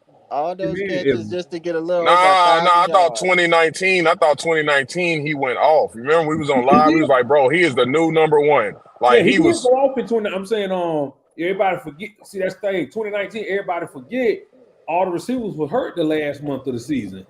That's what made that so crazy. Godwin and Evans was hurt. Both of them tweaked their hamstring and they just shut them down. And that's the problem too with that. Like his injuries, man, look, if you, like he said, if you blew it all up, right? We got DT, Palmer, and Akeem Jr. That's it. Man, that ain't it, bro. That ain't it for Baker Mayfield. It might work for Jordan Love or CJ Stroud, but that ain't gonna work for Baker Mayfield. No, sir. That ain't gonna work. Yeah, that ain't gonna work, bro. If we draft a receiver, that means Godwin is good as traded. Is good as traded now without the extension, bro. I trade him. He's good as gone. Because you can't. There's too much money. There's too much money in the receiver room. Even though Godwin for the go, right? You got to recoup that some way. I mean, you got to get a fourth for that or something. Because that's the only reason I don't see. Is either going to be lineman or edge. Man, go get Brock Bowers, man. Get you that man can help on the O line. I don't know why people think he can't block, and he's a weapon. That you have to circle him.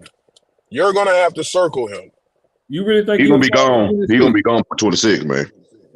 I wouldn't pick him top. At 26, I wouldn't pick Brock Bowers. I wouldn't. Man, hell, Brock Bowers gonna be out of there. Man, at 26, if he falls, if he falls the second round, maybe, but first round. Man, second round. Nah, he going in the first round. Nah, that man, what? Man, you better. Man, look, that ain't your normal tight end. Going in the first round, and he's going before 26. Yeah, that's what I'm saying. But if we could get him, if he is to fall, man, look, man, that man is a game changer. We are that man coming to this team is another Musgrave or the one from Detroit. You getting a weapon, bro. That is a weapon. Look, man, our offense will not be great. Yeah, but you put great. Yeah, but you put great things, around it. You can sometimes, heighten, other positions. More So importantly, let the me run ask y'all game. this: on the offensive line, do we need? I know we replace the center and the guard. So which one do we replace first or look for? My Center. problem with that is that Opeta and that other dude we brought in, but they're not finna go address that like that. Them They don't. signings didn't Yeah, happen for a reason. Y'all, yeah. The signings they like just y'all had. don't realize that. Yeah, y'all don't realize that's not how that's gonna go down, bro. I promise you. Oh And no! the sad part I is, promise you, Flacco they will be won't pick sitting a there at guard to 26. round 3. I'm not, Yeah, So bro. they bro. ain't You have drafting a no top guard guard in the first or prospect at second. 26. No, They'll skip no, right over him. That's no. what's gonna happen. No. Go look at the depth. Go look at the names we got. How many old linemen do we need? Now, granted, I Yeah. know Buckos is listening. He's gonna be like, keep getting them till you get them right. It ain't no Detroit. I Nah. know, but I'm only thinking like Jason Light, so I'm not Yeah. getting heartbroken around the draft. But Right. man, it's how many do you need? That man Yeah. finna play the shuffle game. Yeah. You right. You right on that. He finna play the shuffle game, bro. I'm So telling you. you thinking since he got the two linemen that He got us 3. drafting one in the first and Yeah. second is out The of there? Opeta, He got 3. is a He got yeah. that. He got He got that yeah. international guy too. Mm-hmm. Mm-hmm. I've even heard some makings of potentially seeing if Cody Mark can play center. You know his game. Get people that can play other positions. So if you go back and go do some homework, exactly. You go back and go do some homework on these players. They got any type of experience somewhere else on that line, and we got a hold up. You kind of can check the box on who might be trying to try out though. Not saying he's not gonna grab someone, but it's not gonna be early unless it's the names that won't fall, and they just so happen to do. Then that's when he's getting it because it's like right there on the wall. He You might had pick to a. change, huh? He might pick a cornerback. Don't be surprised. Yeah. In the first? 26 beside Kool-Aid. Yeah. I don't Man, I'll wait Kool-Aid. till the I like. second get like that Florida State boy or that Michigan guy or even Max Melton. They should be in the second sometime I'm gonna when he tell draft. y'all what is not being looked at, but it needs to be addressed. And it's one thing that's really not being talked about. That middle linebacking core. Just because Britt played okay, Levante still is his age. And Britt did get hurt, right? Once we increased them snaps with him. Yeah. And the other cat got hurt. So Vassier was getting hurt in off season and got hurt early on too. So we ain't even seen him yet. So that middle linebacking depth that's a question mark right now. Yeah. It's shaky. Yeah, we got a draft. I've been looking at Trevin Wallace, I think, and Like I think that's he one of might be there. the it's glaring. It's that one there is probably a lot more glaring than some of them other spots because even the tight end, like I want Brock Bowers, but if you look at our That depth on the cornerback practice position squad, is thin. yeah. But they did that one cat from the Jets, man. I think he Hill. actually, I think he's straight, bro. He's straight. I think he'll be all right. The Zion McCollum situation, that's really what it boils down to. What happens when he gets the full dose of a starter? I didn't see Jamel enough. Dean is the situation. If he get hurt, he always hurt. He get burned and he down. Yeah. He But I tripping. think but shipping Carlton Davis out of here, I bet that opened his eyes up though. Yeah. Didn't expect that, did you? Nah, he didn't expect that. Yeah, him and Devin White, like didn't expect that. So They just knew they was good. might want to pop you a couple more Flintstones this season, sir. Let's not get emotional when you get burnt. If you get burnt, just make sure if you get burnt, you get burnt. Just step it up the next play, bro. Like, don't leave on a stretcher because you just gave up a touchdown. I'm sick of that, dog. This man needs to go sign up for an acting role in Hollywood, bro. You talking about Dean? Yeah, man. Yeah, I'm he gonna gave up start a calling. touchdown. I'm gonna start He calling showed him. me taking off on a stretcher, man. He showed me that. That man new name is Ding, because that's exactly what it's gonna be when he get burned. They serving him up a fresh bed to get in the back of the paramedics, and he like, boy, you been throwing the peace sign up more than the president. Come on, bro.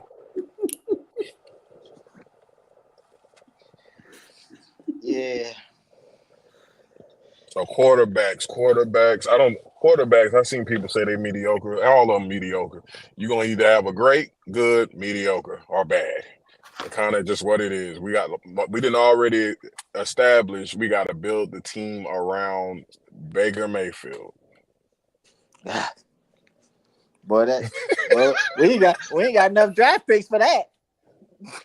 I mean, but in all fairness, listen.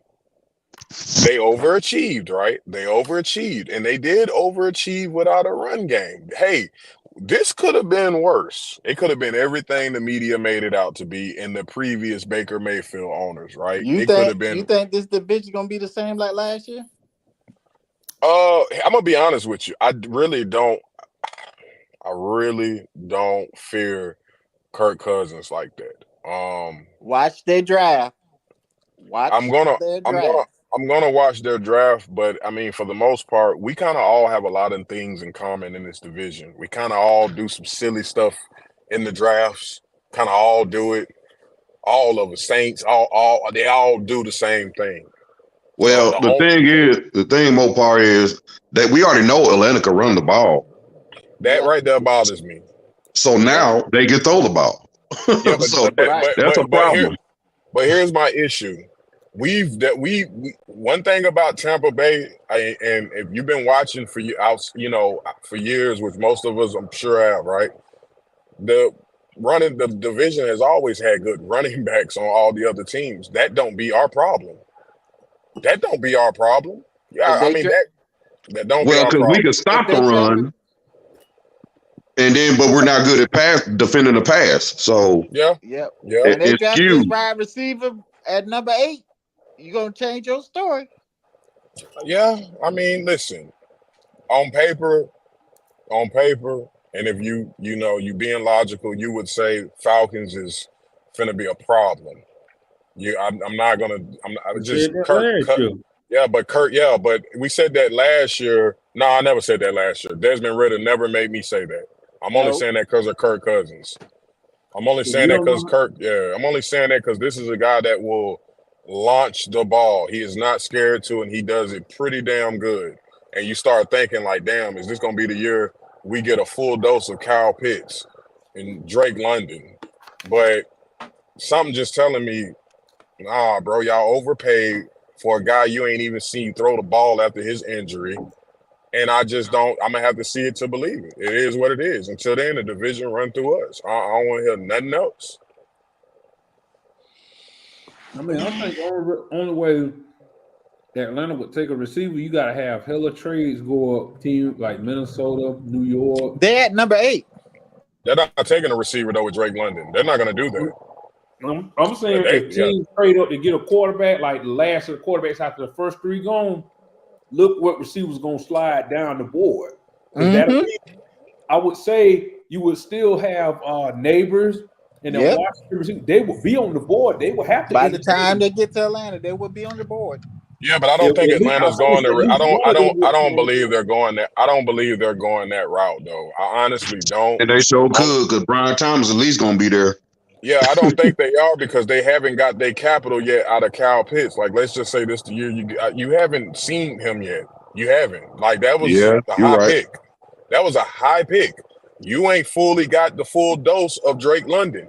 You ain't, so you still got some things you need to see. So you're not going to overcrowd that receiving core and all that like that. I think they're going to probably beef up that defense. That's that defense. That's their pride and joy. You can't go wrong though. Who they got after Drake London in that receiving core? I want to say Moody. I want to say that, not Moody. What's the boy name from Chicago over there? They got Moody. They got Mooney. Yeah, Moody. And then Mooney, and then there's somebody else they signed. They got homeboy from the Cardinals. They get Elijah Moore. Moore. Oh no, not Elijah Moore. The other Moore. It's up Moore. Got him from Colorado. I forget his name, but they got him. The dude from Purdue. It's a little short, little fast dude. Is it David Moore? No, it's Rondell Moore. He played with the Cardinals. Rondell Moore. That's it. Rondell Moore. Rondell Moore. Yeah, that's it. he like the 5'6". That boy like 5. Yeah, he like 5'6". The main 5'6". Those are two explosive receivers. Yeah, so then you got Drake London with being your possession receiver. Then you got Pitts. We don't even know. Like Mopar said, we haven't even begun to see what Pitts look like with a good quarterback. He ain't had one. Yeah, Drake London didn't have one. I think the problem I think the issue with that though, and they might go tight end since they got rid of Janu Smith and let him go, right? But I think to Miami, I think the issue with that, they copied the Bucs and going after a tight end that whole he's a freak of a specimen, that doesn't equate to nothing.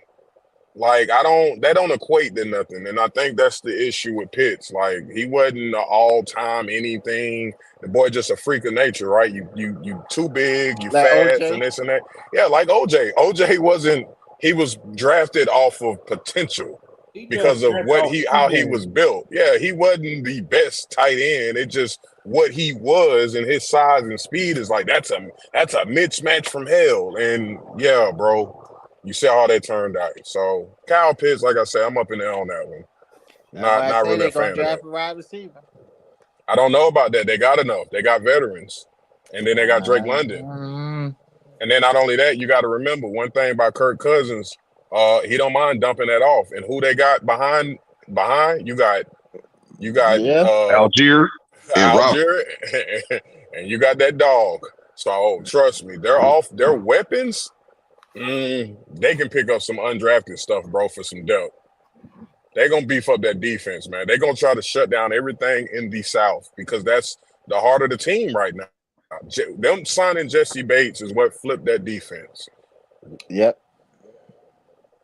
Like that's what kept them in games, man. Last like that. So they're going to build off of that. That's what they are. So... But enough of that. As far as we go, Baker Mayfield gonna need some weapons. You want to put points up. You want to be able to score and hang with people. You're gonna need some difference makers, some playmakers. You got to get that old line to get a push to get your running game going. But my problem is I cannot turn on all 22s, bro, and seeing this man run into this man act like he don't know how to read ass. As a running back, you do know that's how you find out how they block. No, I hate to say it. No Diddy. Like you gonna have. I ain't say the specific sex of the ass. I know what I'm saying because he run dead to the back of people. Yeah, I've seen it many times. Yeah, this man. He run right up their back. You're like, bro, what you doing? Cut off the hole, man. Hit the hole, bro. This man is a no is yes type of run. Like I don't understand. And the problem, he trying to run like Bell. Yeah, but the problem is, here's the issue, and this goes, and I've been caping for the dude, because I like him. I was high on him when we drafted him. I'm like, oh yeah, man, he can catch and this and that. I didn't realize that's all he really was good at. And you got to remember, he was up there in Arizona playing with Ricky Pearsall, and I want to say that same season, his last season, which got him drafted, guess who his quarterback was? Jaden Daniels. So, he looked good on tape catching them passes. Man, he ain't nothing but a better Charles Sims. Nah, he's a one side of Camaro. That catching the pass, that man should have been a receiver. Yeah. He's something totally different. But that ball in his chest, nah, bro. It ain't it. And he been on radio saying, they draft somebody, I'm ready for the competition. I'm trying to get my yards. Rojo had more yards per attempt than this dude, bro. Rojo had a better offensive line, too. Yeah, but still, man, it just... It makes a difference. Yeah. But this, I don't know, bro, because we had a top O-line when we went to the Super Bowl, or we just going to say Brady was releasing the ball fast? He was releasing the ball fast. All right. Then I'll leave that one alone, because I'm like, that was a top O-line. It's true. And Lenny wasn't just balling like that. No, I mean, he was releasing the ball quick. It was one read, and then he knew where to go with it, and it was gone. Yeah. Time So he came to the line, he knew exactly where to go. so that's all I'm saying. We can easily say we do need to push, right? But my whole issue is well, what about the running backs that like don't get the push across the league, but still get out there and make plays? Like I'm not trying to compare this man to Saquon at all, right? They got two different profiles, The but Giants that's line is what. better than ours. Nah, That's but not sad. nah. That O line that Saquon had been running behind is not better. That man just makes things happen. That O line has not been good. We're not gonna do that. I There's a ain't say lot it of was run. great. I said it was better than ours. Nah, It don't take nah. much. I just think we got. I just don't think the guy's a playmaker. I just don't. When Rashad White touches the ball as a fan, do you feel like, man, one cut and he gone? Like he scares the Nah, he don't got defense. that type of burst. So Nah. so that's so what? So he's got to share the blame with the O line and a little bit more of it as well. Just my opinion. It's 60-40, 60% him, 40 the line. Just got to be honest, because we can draft somebody. What if we draft somebody, right? And with these same players, the running game is in the up mid-20s, mid upper 20s. Then what? Still Thousand That's bottom of the better. yards. line. That's improvement. Yeah, but I'm saying with these same guys though, these same names, we're gonna say, well, Liam Cohen, he changed the run game. Nah. Rashad White, man, bro, you've been in the league too long, bro. I don't expect him to this is his ceiling. I don't know. What is this? His third year? Yeah, that's what I'm saying. So what do you expect him to do different if we did get a line? You see how he hit the hole. So okay, if we do start opening holes, did you see a burst that got him looking like Jahmyr Gibbs or somebody out there? I didn't see Nah. it.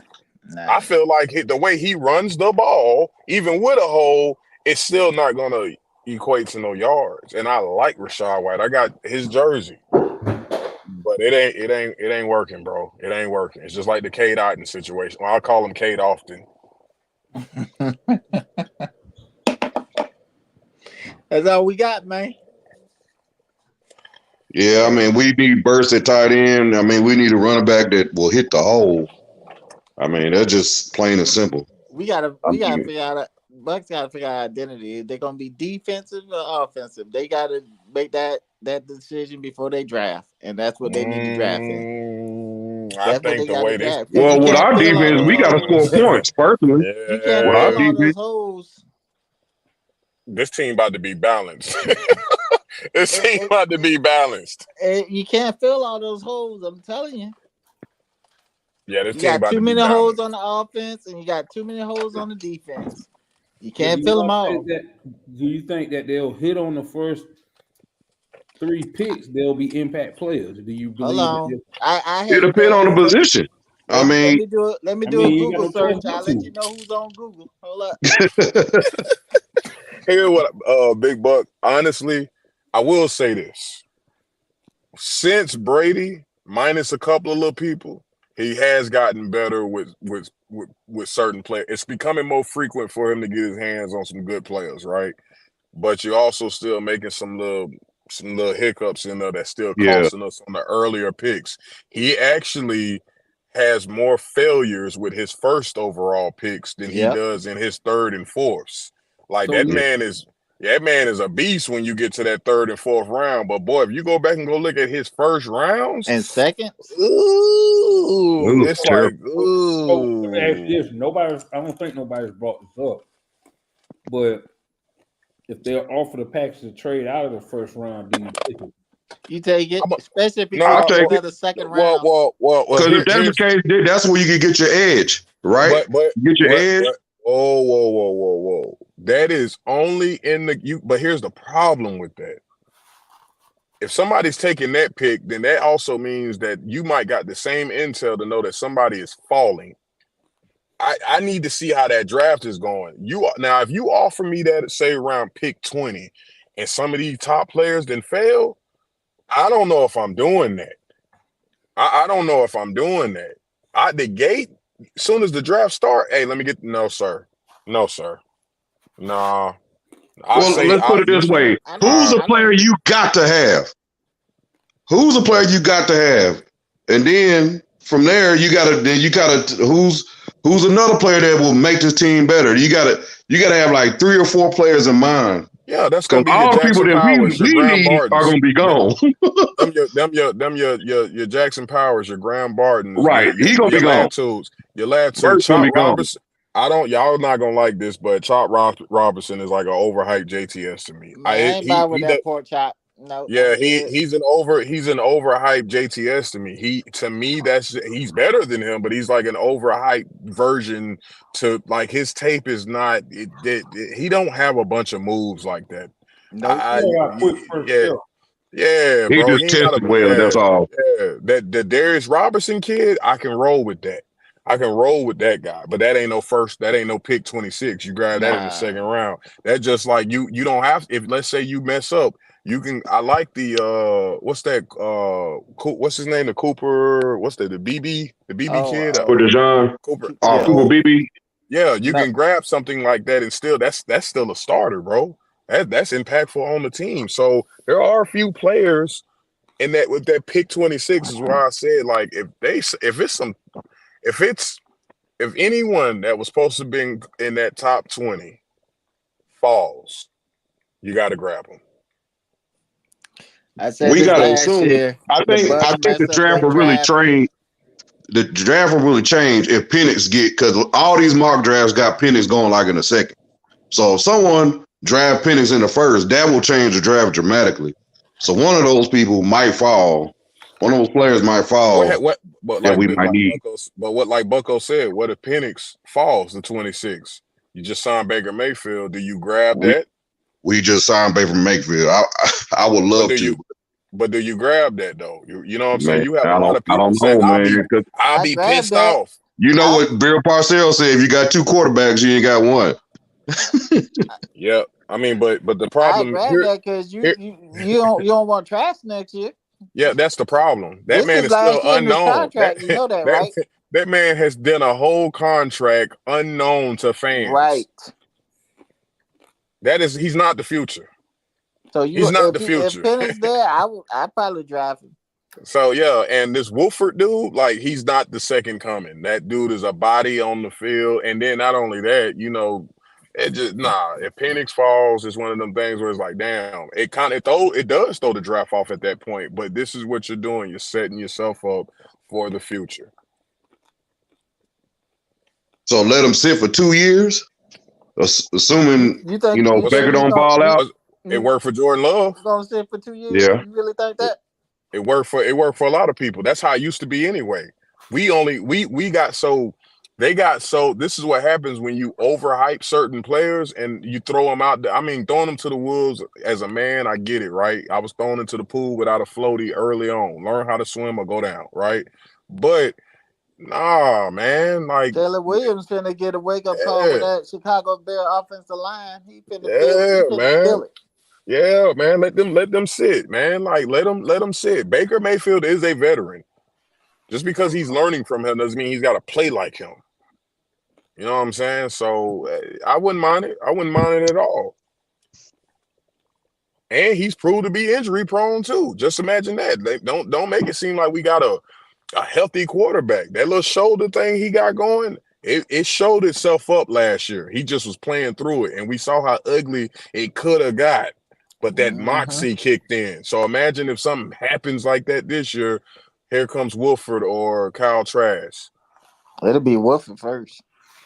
Yeah, I know. This man can't beat out nobody that he's supposed to beat out, dude. This dude, Kyle Trask, bro. Like, shout out to Bruce Arians for making that for making that selection. That pisses me off, bro. He campaigned for this dude.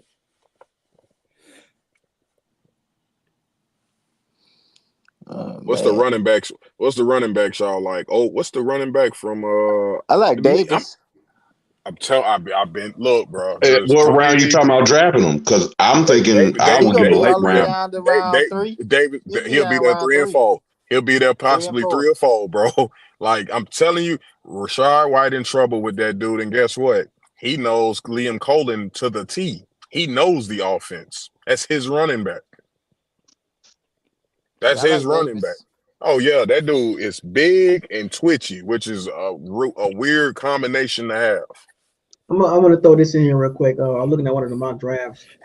One of the mock drafts have the Bucs picking Amarius Mims, the tackle from Georgia. Ew. Oh, where? Ew. Where? Ew. 26? I don't like him. Yep, 26. He hasn't even played tackle that long, from what I heard. And that just sounds like a Jason Light pick, don't it? This man has said his name, and that's definitely one of the ones Jason Light. Yeah, he was our guy. We watched the tape on him. You know what he said? It's not about the school; it's about the tape. He's from Yeah, Georgia. I think that's what the knock on him was. He only had like a year. So the guys that the Bucs passed up on in this mock draft was Zach Frazier, Tyler Nubin, the safety from Minnesota, Jared Versey, Ladd McConkey, Teron Arnold, and Norman Wilson. Oh my God. Is that in Google?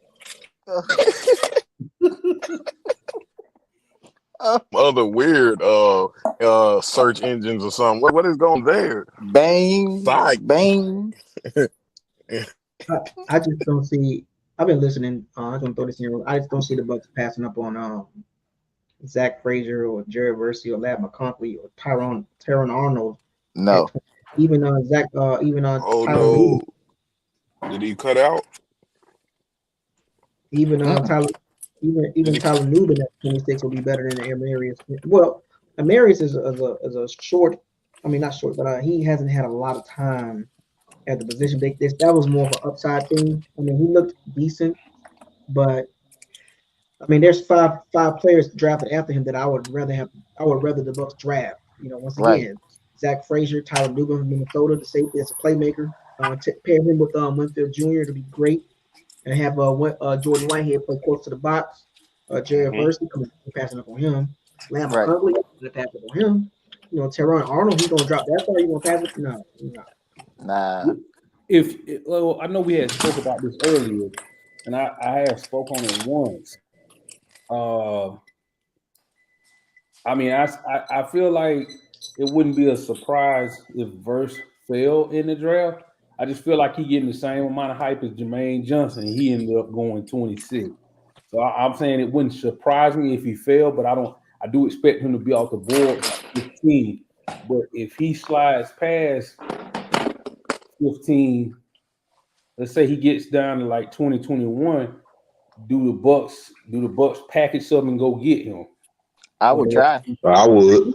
If he gets past the Eagles at 22, that's when the Bucs need to take a look at that. He gets past the Eagles at 22. Yeah. I'm gonna be honest though. I've been seeing Nate Wiggins tied to them on many drafts. Eagles ain't picking no defensive linemen. Yeah, I've been seeing. Yes, they will. They just lost Riddick. Yes, they do. Yes, they will. Yeah, they did just lose Riddick, but they also hurt that corner though. They hurt that corner bad. If he gets to 22, I think the Eagles will pull the trigger. But didn't they just take him last year? The dude from Georgia last year, or he? Yeah. Did he Nick Smith? Nolan Smith, but you know the Eagles, they never have enough. I mean, Nolan Smith. No, they do the same thing. Yeah, they do the same thing as the 49ers, but I actually think that cornerback is like circled on them. I've been seeing corners go down, like corners every time. It's a deep corner draft though, man. Just got your boy back. What's his name? I didn't see the contract yet. No, not Saquon. He talking about Brandon Graham back. But we're talking about a young possible stud. They're not going to pass it. Come on. They got they just got the cornerback, or was it their safety? No, it was that was the boy from Detroit. Yeah. But the Eagles, if you look at their history, man, they like drafting. They do like to load up on it. I mean, they do. Because they play so aggressive that injuries pop up, and they like to just keep. They another 49ers with that. We just gonna keep drafting them to have them here, and it keeps the money low. They're never gonna pay some. That's why they didn't care about Roquan. Hey, bro. Hey, We paid you. You did what you did. You can go. Oof. That's when you use the Chris Godwin. So I'm with it. That's when you use the Chris Godwin to see if you can trade up at that point. Because I don't know if Bucos heard me, but I don't think we've taken nothing O-line unless it's a Barton or a Jackson Powers. They're not with all these little moves they done and all these little depth pieces. Jason Light is not. He's not doing that. He's going to be. Yeah. He wants his picks to work out, and he's going to shuffle guys around on that line. Yeah, he doing a patch job, trying to.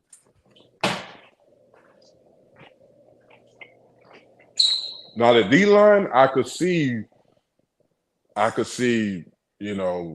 Bowles like I need a pass rush. I tell you, that boy Newton is a beast. Watch his tape. Did you hear that part? We was just talking about Bucos with thinking they would go DT because you do know you got Vita getting up in age and not playing as often as he needs to. And Newton from St. Pete, my hometown.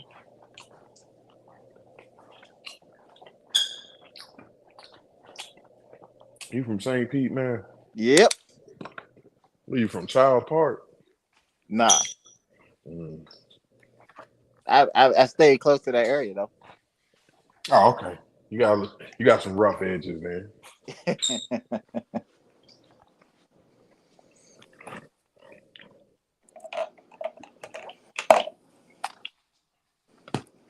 I was looking at the Michigan running back, man. That boy, you see his injury log? Oh, that boy got some miles on him. Like I like him, but I'm like, shout out to whoever get him because he's nice, but he coming to the league like a James Conner. Like, whoa, they ain't gonna pick him to round 4 or 5. Yeah, his medical boy. Wee man. Probably out there with the Chargers. The Chargers just signed somebody too. J.K. Dobbins yesterday. Okay. You checked his medical history? Good God.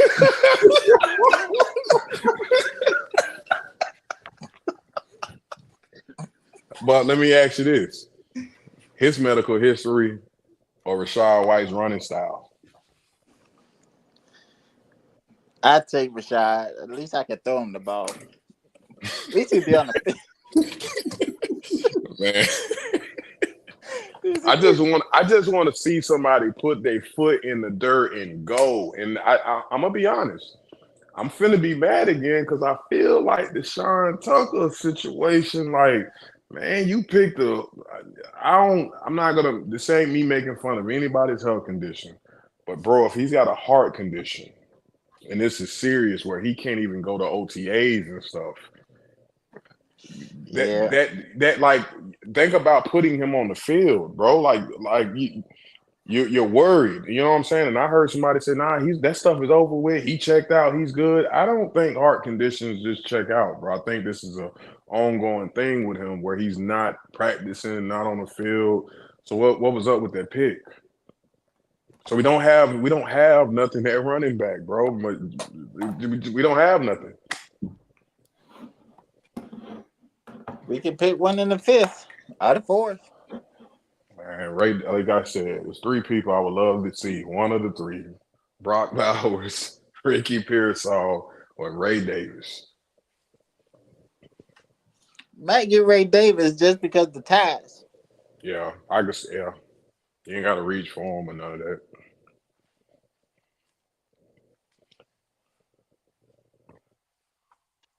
I would say this. So I've been listening the entire time. So, I kind of let you guys rock. So here's my input. Here's my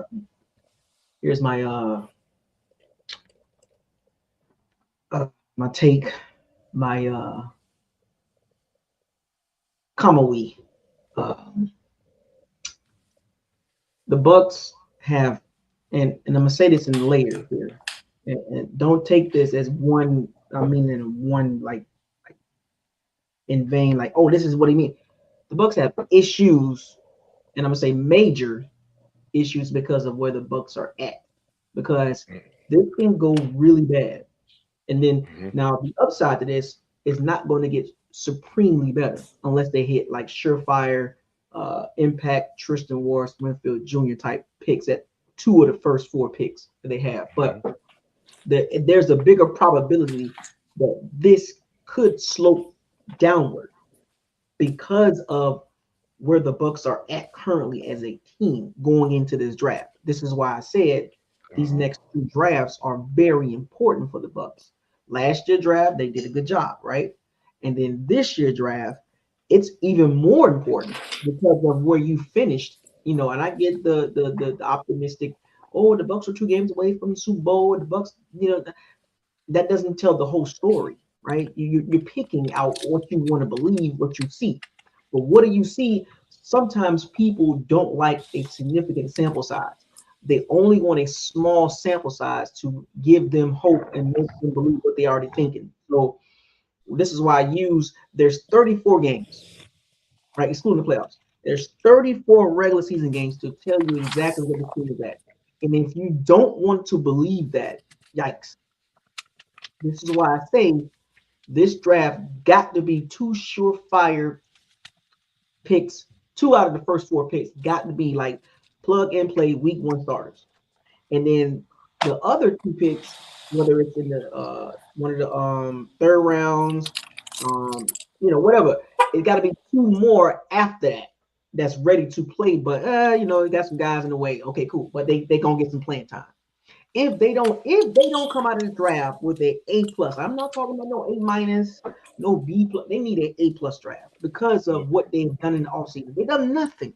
And I mean what I mean by that, outside of what they already had, they have done nothing. Nada. Agreed. 0. And you cannot put stock in them and say, oh, they're gonna be much better when you got teams that are already better than you, gotten better or trying to get better. And then you got teams on your level that has gotten better. Then you got teams that's under you, a couple games under you, that's gotten better. You're stuck in some quicksand and you're not. And I can't get mad because it is what it is with free agency. They couldn't do nothing because of the remnants of the all-in 2020, 2021. I told y'all this. They came back to bite them in the butt. They clearly did not think about the future. When they did, they kind of did the same this year. In the 2021, run it back, and then they doing it again. The 2023, 2024, run it back. Where did this come from? Like, because you ran it back from 11-5, you went 13-4. But this version of running it back is, oh, we went 9-8. We're gonna run it back, and they expected. If you look at if you compare both of those seasons in 2020 and 2021, and then 2023 and 2024. So you were expecting, you went from 11 wins to 13 wins. So you're expecting this team to go from 9 wins to 11 wins. I just don't see it. Nope. Too many goals. Oh yeah, nah.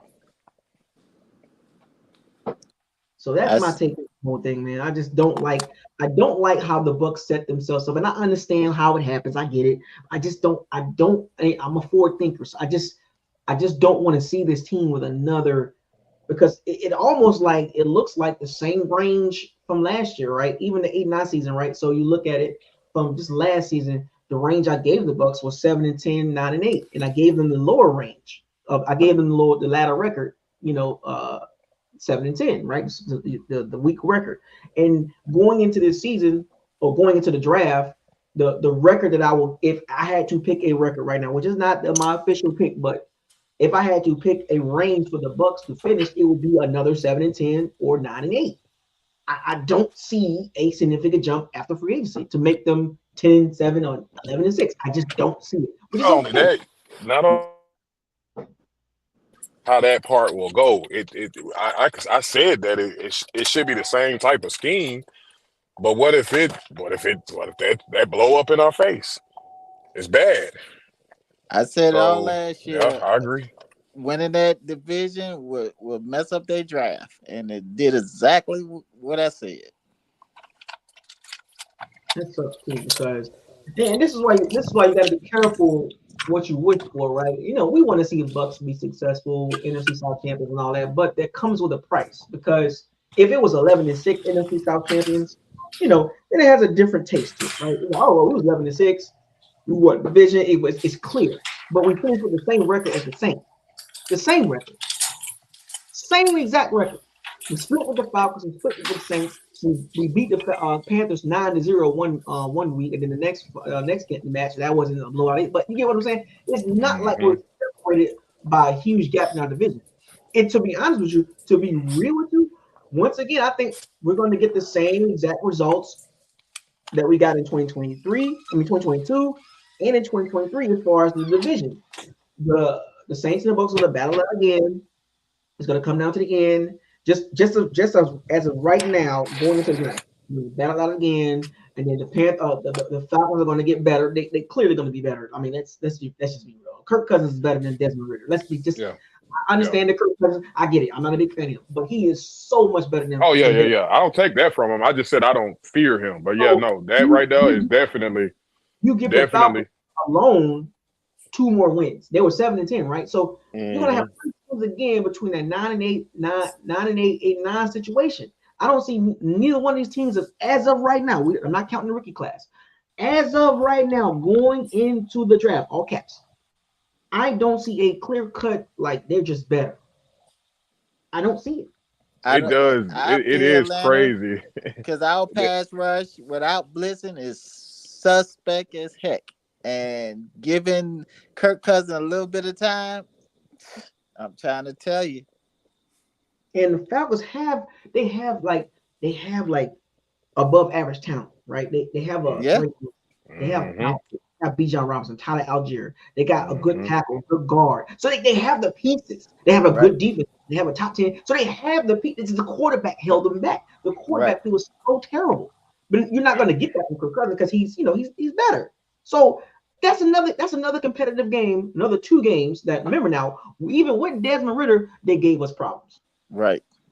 Man, we almost threw the game away with him, bro. Like we almost threw the game away with the damn Panthers. Like that those type of games, I feel you, Buckos, when you get to talking like that. Cause like that last game, it's like, come on, bro.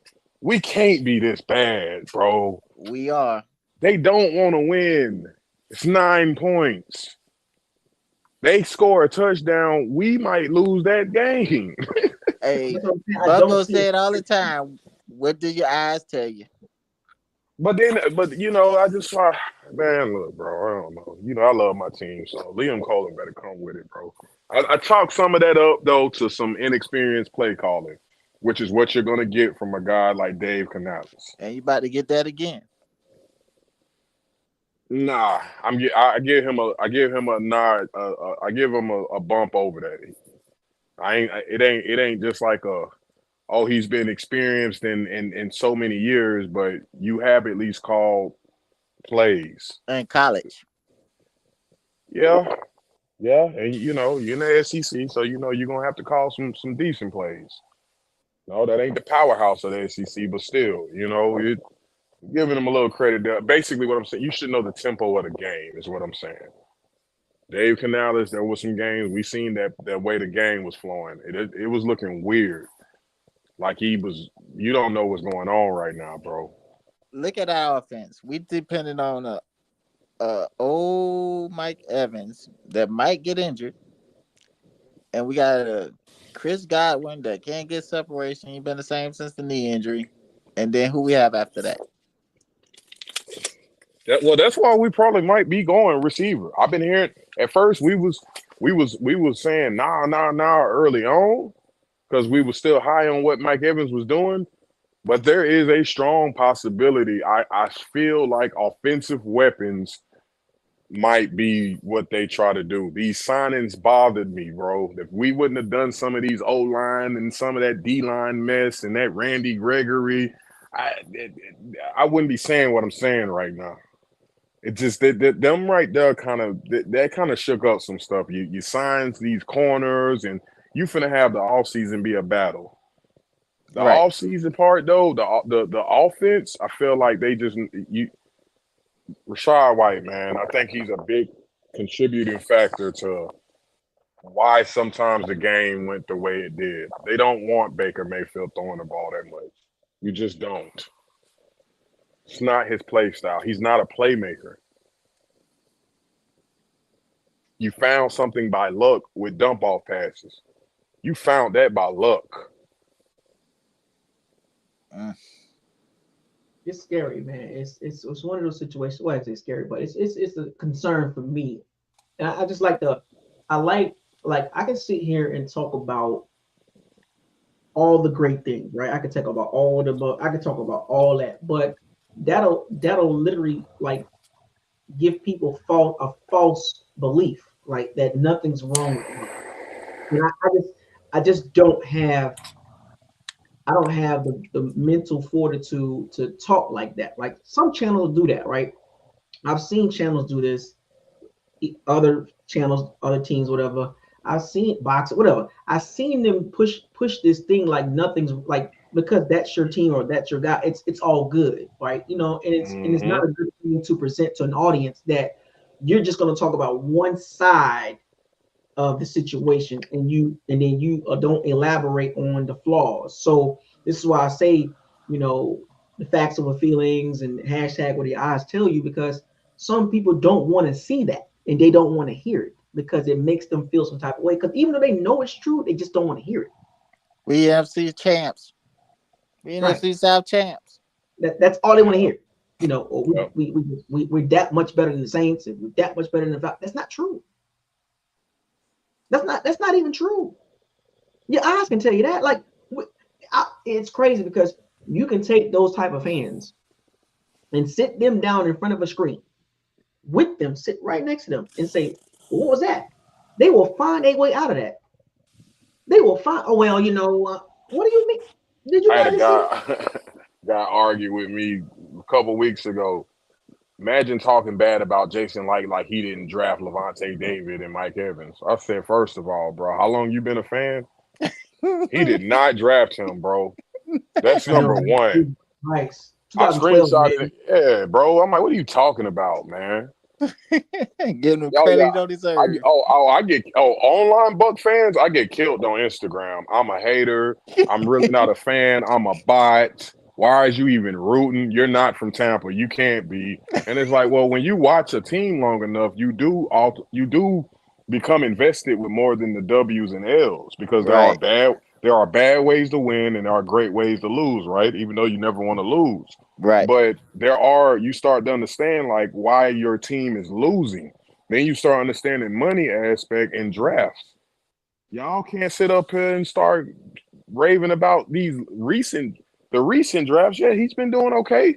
But why does he have to do so good now? Let's go back and rewind the tape some.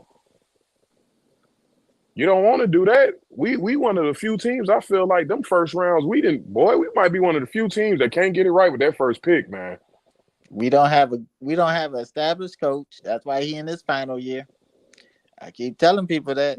Oh no. It was a 5-year deal. Nope. You can't say that. The Peter Report is now pushing the fact that Todd Bowles may have a coaching tree because Dave Canales got picked for a head coaching job. He's not Todd Bowles is not coming back. No, Todd Bowles they're pushing that he has a coaching tree. No, he's not a part of Todd Bowles' coaching tree. No, I know. Be associated with that. I know, but they said first time coach never called play. Pewter Report.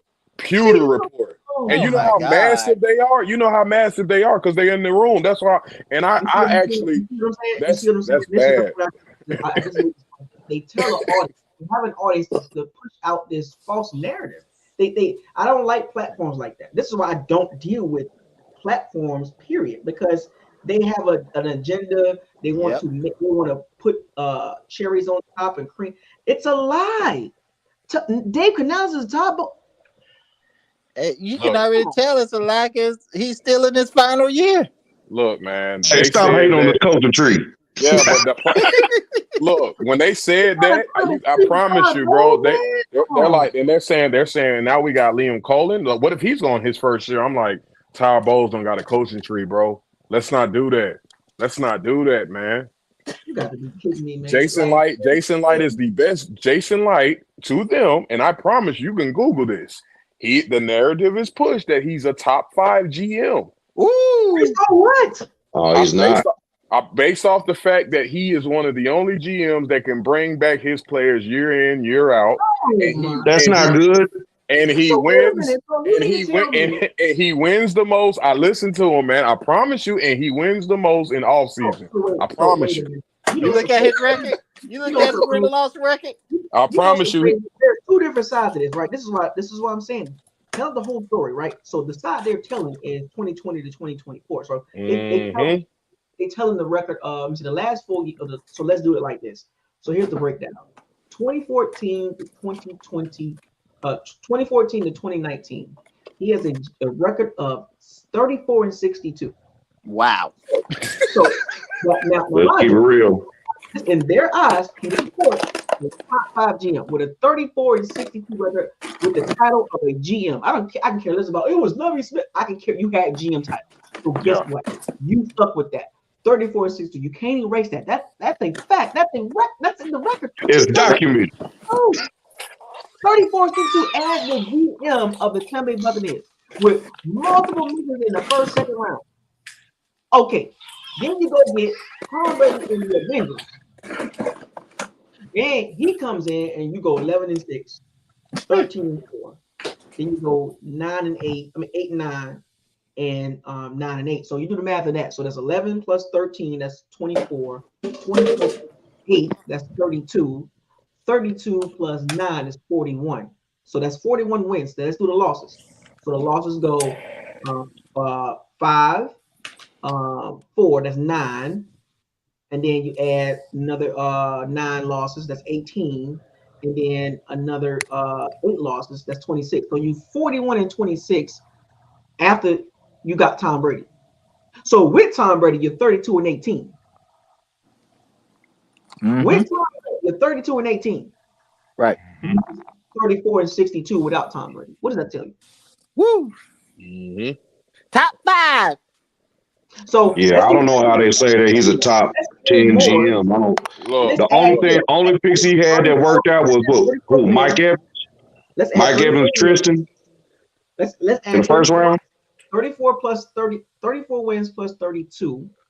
That's 64 wins, right? That's 64 wins with well, actually, no, sorry, 73 wins. So that's 73 wins, and then your losses is 62 losses plus 26. So you're not even over 500 as a GM. Nope. And your first round draft pick. And your first round draft pick in the last 10 years. I promise y'all, they've pushed that, and that's a massive platform because they sit inside there and ask the questions on the media team.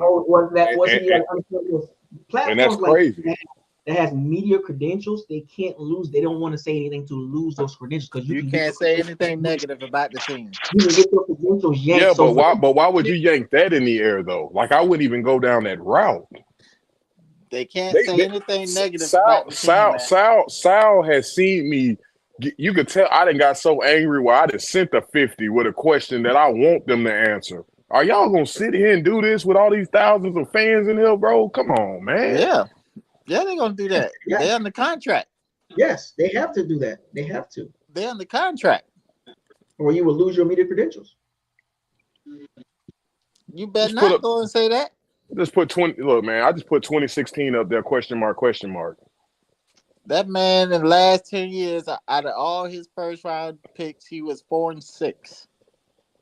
It's worse than that. Nah, I had a picture of it. I sent it to Bucos. Somebody uploaded it. One of them Bucks. No, I'm just saying, out of the 10 years of first round picks, only 4 was good. 74 and 88 as a GM. 74 and 88 as a GM. Woo. How many GMs you know with a losing record as a GM after over 5 years in the position, still with a job? Yeah. None. Don't worry, I'll wait. Yeah. You know what saved his job? The damn Super Bowl. Yep. Yeah, that's keeping them afloat right now. You know you're bad when the fan base, the loyal fan base, would prefer for you, like the team, to go down the hill so they can just start over? Hey, if they don't get it right, don't be surprised that happened this year. I mean, at this point, it's got to. How much more you think is going to come of it? I mean, this guy has gotten lazy. He just wants to bring his own players back. This is every year now. You just want to bring everybody, and that's what he's getting a lot of credit for, Buccos. He's found a way to do it again. Say what you want, but Spytek and them, I just watched this like 3 days ago. Say what you want, but this is the best in the business. This, how they do it. They're kicking cans, bro, and re-signing people. Why is William Golston news? That's like, stop, bro. And he's getting A pluses for this. 74. A+. Explain, please. Somebody explain to me where a GM of an organization, of a football team, a basketball team, a Major League Baseball team is under 500 as the GM, and you keep your job. Man, I guess if you slip a championship in there, it's gonna buy you time. Hey, I tell like this. I understand. Where's it happening at? Where's for it all happening? new GMs, they need to come down to Tampa because I mean, they got a job for sure. You can't even suck in real life on your job like that, bro, and keep it. Right. Status quo is status quo at the end of the day. Is Jason Light terrible? No. But he's 74 and 88. That ain't screaming top 5. That ain't screaming top 25. Nah. Jason Light's not good. He's hit on a couple of players. Well, some of those are can't miss, though. Think about it. Mike Evans was can't miss. Tristan was can't miss. No. I'm saying as far as the offseason, you grab some little players here and there. Like, I think I think what Buccos and what I agree with, I think that Brady era literally just like hides everything else he's done wrong. Right. And then, to think about it, how much of that was Brady? People want to come play with Brady because they understood it was championship or bust. Yeah, I mean, that's just really what it is. You had Brady in the Bucs uniform. Why haven't we got those type of free agents after Brady? Right. Mm-hmm. There you go. And some of them dudes ain't expensive. I've seen some of them signings. Why nobody banging down the door to come to the Bucs now? Because you got a bad coach and a bad quarterback. Well, you seen the survey they did when they do the surveys on the staff in the stadium. You see all the failing grades we got? Yep. F's across the board. That's another thing, too. When I hear free agents like last year and this year, I didn't see none of those guys or none of the reports saying Bucs is connected. I just never seen it. All these top free agents the last 2 years, I have not seen one connected to the Bucs. Well, I'm gonna be honest with you though, Buccos. I think a big part of that though, I ain't gonna say necessarily they want to come, because I feel like anybody will come to Florida and play because they're gonna, with the non-state taxes and all that. It's coaching. Yeah. But I think a lot of it has a lot to do that we don't even attempt to even try to look at them because he's so eager to want to re-sign the whole freaking team. That's all he cares about. And then he'll sign the scraps. And then he'll get praises on that. He feel the need. So because he feel the need where the holes is at with like no namers, it's an A+. He got an A on every form of football for offseason. He got an A on everything. I think last year, because they expected us to be trash, right? And so we had to play like easy, and they had to get all the draft picks paid a lot of minutes because we had to, because we couldn't sign nobody. So, and then they overachieved, and now that's why he's a great GM. Man, that was just luck and happenstance. You got Baker for pennies, you know what I mean? And I forgot about that. Best year ever. Like, he basically getting credit for getting Baker Mayfield, got the best career, and then you won the division again. They don't care how you won it, but you won the division again. Baker gonna be his demise because Baker is not gonna keep that up. I mean, even if he does, this is his ceiling. It's nothing to write home about. This is his ceiling. The problem with Baker is, and this is a fact, right? This is a fact. He's never had back-to-back good seasons. Nope. He's never had. Up until this point, he has not shown the capability to do that. Up until this point, be consistent. Nope. That's why I tell people for caution at the flat, caution. Well, but he's had a whole bunch of coordinators. Buccos, he was injured. He had a bunch of coordinators and coaches. He also were had a trying top to five. fix He him. also had a top 5 running game and a top 5 O line. They were Huh? trying to fix him. They Huh? just couldn't. He also had a top 5 running game and a top 5 O line. Huh? What Preach, about young that? man. Preach, young man. Nah, I don't. I agree. I listen. That's why we was happy with the contract. That man, I'm telling you, they would have made me burn a jersey for real if we would have made a mistake with that contract. And I'm still not buying no Baker Mayfield jersey. Not happening. Oh no, sir! If Nah, I see somebody unless you are a Bucs fan and you actually like went to Oklahoma, okay, but that better come. Oh man, I went to Oklahoma. Oh, okay, cool. But I just think because, you just popped up and bro, that's our quarterback. Nah, we not doing that, man. He shouldn't have no jersey sales. I'm going to the draft party next Thursday, and anybody with a Baker gonna get it. Like I said, I'll give them some respect if they they went to Oklahoma. I can't. Oklahoma's they proud, man. When they Sooners, they're proud, bro. They proud of they. So I won't Yeah, knock they them need on to go that. back to Oklahoma. We in Tampa now. We in Tampa. well, that was Well, a system though in Oklahoma. If you think about it, I'm saying you here in had Texas. Here in Texas, I would see that. okay, You shouldn't see that in Tampa. In no, Texas, I could see that in Texas. There's a lot of Oklahoma fans. I could see that. And he got a lot of love out here. But, that's a whole nother conversation, though. But, nah, bro. He shouldn't have no. You better go get a Yaya jersey or something. There's some other people on that team you can go get jerseys of. Facts. Right. Like our actual homegrown, truth be told. Like I said, I did mess up and get the Brady. That's because it's Brady. Hey, I knew that wasn't gonna be a forever thing. But outside of that, yeah, bro, you got to get your own players that y'all draft, not people that come here and oh, that's our player now. The Saints do that. We don't do that. It don't work like that over These here. dudes was buying Jamal Williams jerseys. Why?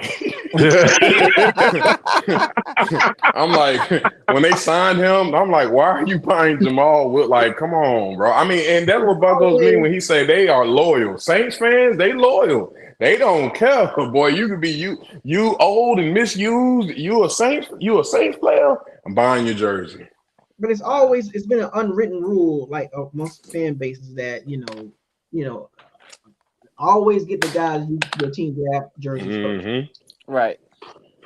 You make sure you get a couple of those first before you start grabbing freaking free agent jerseys. That's like, come on, man. You do that, but my thing, you do that for the dudes that are legendary. Like I wouldn't mind people going to go get the LeBrons, the Bradys, the people that going down in history, not just this like a Julio jersey. Like not because he was actually in our division, bro. Like I can't do that one, cuz I hate that we even picked, bro. Him and Gage. They was sticking it to us because they played us for so many years. That what that was. Atlanta said, y'all want this trash? Here you go. Robbing us of our money after they didn't play us for some years. That what that was. Julio, man. Julio. Yeah. Gage can't even get on the field. That boy. I've seen this movie too many times with guys in their contract year. They ball out and then they just fall off little by little. Like this is why I don't get hyped up for career years. When a guy has a career year at this stage of his career, it's like you're trying to get the bag. So we know what you're playing for. Your best year is for Baker Mayfield was 4,044 yards in a passing league. Yeah, that's not good. That's not crazy. Good. It's like what?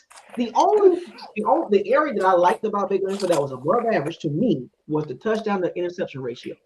Everything else, you can look at everything else was average at best. Yeah, if you go look at it, what was so different about this in the 2019 season? Like, let's just be honest. His rookie, there was no difference between this. Was that the 2019 when he was with the Browns? Yeah. He had 26 touchdowns, like 9 interceptions, and like 700 yards, and they went to the playoffs. And guess what? He threw for extra 300 yards his last season because we had an extra game. So that's the same guy. This is him. Baker had luck on his side because there was so many interceptions. Man. he had luck on his side. Yeah, he did. Well, 'Cause it's luckily for like, him, that didn't happen. I give him that. From a 16-game standpoint, it's literally that season. It's Yeah, literally that season. it's that season. If you add the extra 300 yards, that's the extra game. It's the same season, man.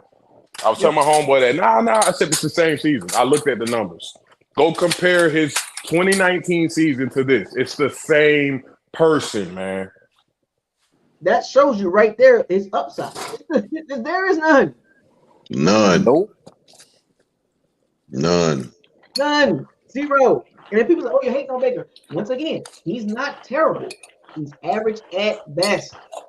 And to me, the opportunity was to let him go ahead and walk, because when Canales left, now that there's no reason to have no continuity. So you got to get a new OC. So you might as well start over with a new. In my opinion, that's what we should have did. I didn't want Baker. I didn't want me. No, I wanted to go ahead. People think But it's the thing continuity. is, It's not. Again, winning that division mess up their draft. I said it again. I said that mid-season. I was on live saying I was that. saying that the whole time. I said, I'm saying I kind of don't like this. They messed up my draft. When we got hot, and then we went on that 6-game losing streak or whatever that was, and then I'm like, man, look, bro, this ain't looking good. No. This ain't looking good. It started out pretty nice, but then it got for real. What I They went 3-1. I was like, oh, okay, we might have some. No. I told y'all about this early season hype. We beat the Bears, we beat the Vikings, we beat the Saints. I was like, no, man. No. Oh, BucosLocker, you're hating. You're being negative. No, man, it don't work like that. Wait till week 8, 9, 10. What happens? Right on cue. 1-6, the next 7 games. It's like clockwork. It's too easy to do this. It's too easy to do. But I ain't gonna lie, Bucko. When they beat the Saints, and it was an official beating. It was like a barely beat the Saints early in the season. I was like, okay, we might have something, because the Saints is usually the barometer. But then, man, they took that slide, man. I was like, yeah, boy, fools go. But my problem is, it ain't even that they took a slide. It just showed you it showed you the limitations of, like, some of those games we was losing. It was, if your quarterback is good, he could have won some of those. And then on the other side of the ball, some of those games, if the defense was decent, they would have won some of those. Like, these games, they were tag teaming, showing you where the holes is at. I told you the worst loss that I think I've ever witnessed is the Texans game. I don't give a damn how good CJ Stroud is. That right there? That should have been a W. Hey, bro, I could have shot the TV off my wall. I'm not playing, bro.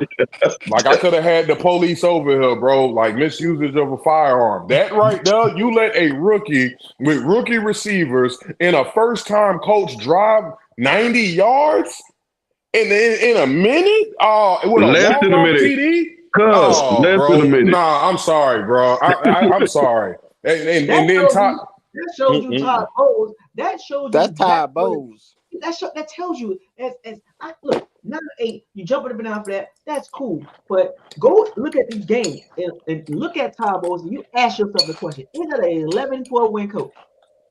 Ain't it? Nope. No, it's not. The games will tell you that. There's not a coach in the league that I have seen lose like that. I get a Hail Mary, right? You catch somebody slipping.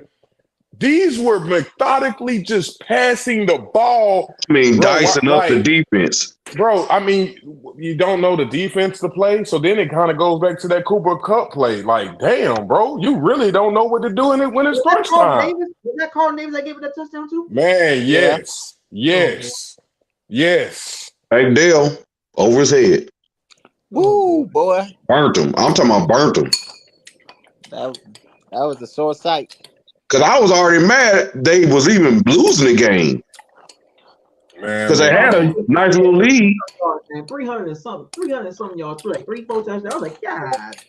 Yeah, man, they look bad. I'm not gonna lie. Then I think that same game he displayed the lack of, again, we get this every year with him. A few times a game, a few times a season. He don't know when to call timeouts. Situational awareness. He's terrible at that. He's terrible at situational awareness. He is not a good coach. That man, like that. That's fundamentals, bro. That's fundamentals. That right, like a fan shouldn't be screaming, "Call the timeout," and then your excuse for it is, anything's gonna happen around that time. We thought we had him, and it's like, all right, bro. Oh, okay, you got jokes at the podium today. Okay. We're gonna what do you say? And things happen. We're gonna wear it, and we're gonna show us who we really are. When you say, "Oh, we're not good at man or something," like what? Oh, just What? say that, Oh, hey, yeah, Bucko. That's classic, say there, that. Bucko. That's classic. Hey, to say that we're not really good at man, then why did you draft man receipt like you drafted man corners? Press man What's corners going at that. on? And you draft press man, and we never play press man. Them boy be by. And when we do, we have a little bit of success. Them boy be 10 yards off the ball. He ain't no different than Brian Leftwich. I'm not really. It's not about the points. Then what is it about, bro? Like, I ain't gonna lie, some of our black brothers, bro, they don't got a good podium presence. I ain't gonna lie. That man say. Remember when Carlton Davis made the claim before the season started? I'm gonna show y'all I'm a top tier cornerback. Oh man. That boy there. He played better when he was grabby. He got cement in his shoes. I ain't gonna lie. He actually played better when he was grabby. If I'm gonna be honest. Yeah, he played better when he was grabbing people by the neck, by the collar. That man. But I guess you can't when you're 20 yards off the receiver. Yeah, no, you can't. That boy got cement in his shoes. Cause woo. I was watching the 49ers game. When Brandon Ayuk burned Jamel Dean on that long that boy got hurt. Nah, he got hurt up on that one. Nah. What's so crazy is it came off of the Bucs went down and scored, made it 13-7. And then they kicked the ball off to the 49ers. Brock Purdy get the ball and it's 24 yards or something like that. It bombs away to Brandon Ayuk 20-7. I'm like, oh my gosh, like, are you serious? I'm talking about as soon as you turn around, they already can score. You're like, no, bro. That's why I'm going to keep going back to it. This is why the Houston game bothers me so much. We got a moxie Baker Mayfield at the last minute touchdown to Cade Otton. All you got to do is stop this man. Just stop him. Just stop him. You can stop him. You can bat it's the ball 40 on seconds the ground. left in the game. Stop him. You can bat the ball down. You can do something. Prevent.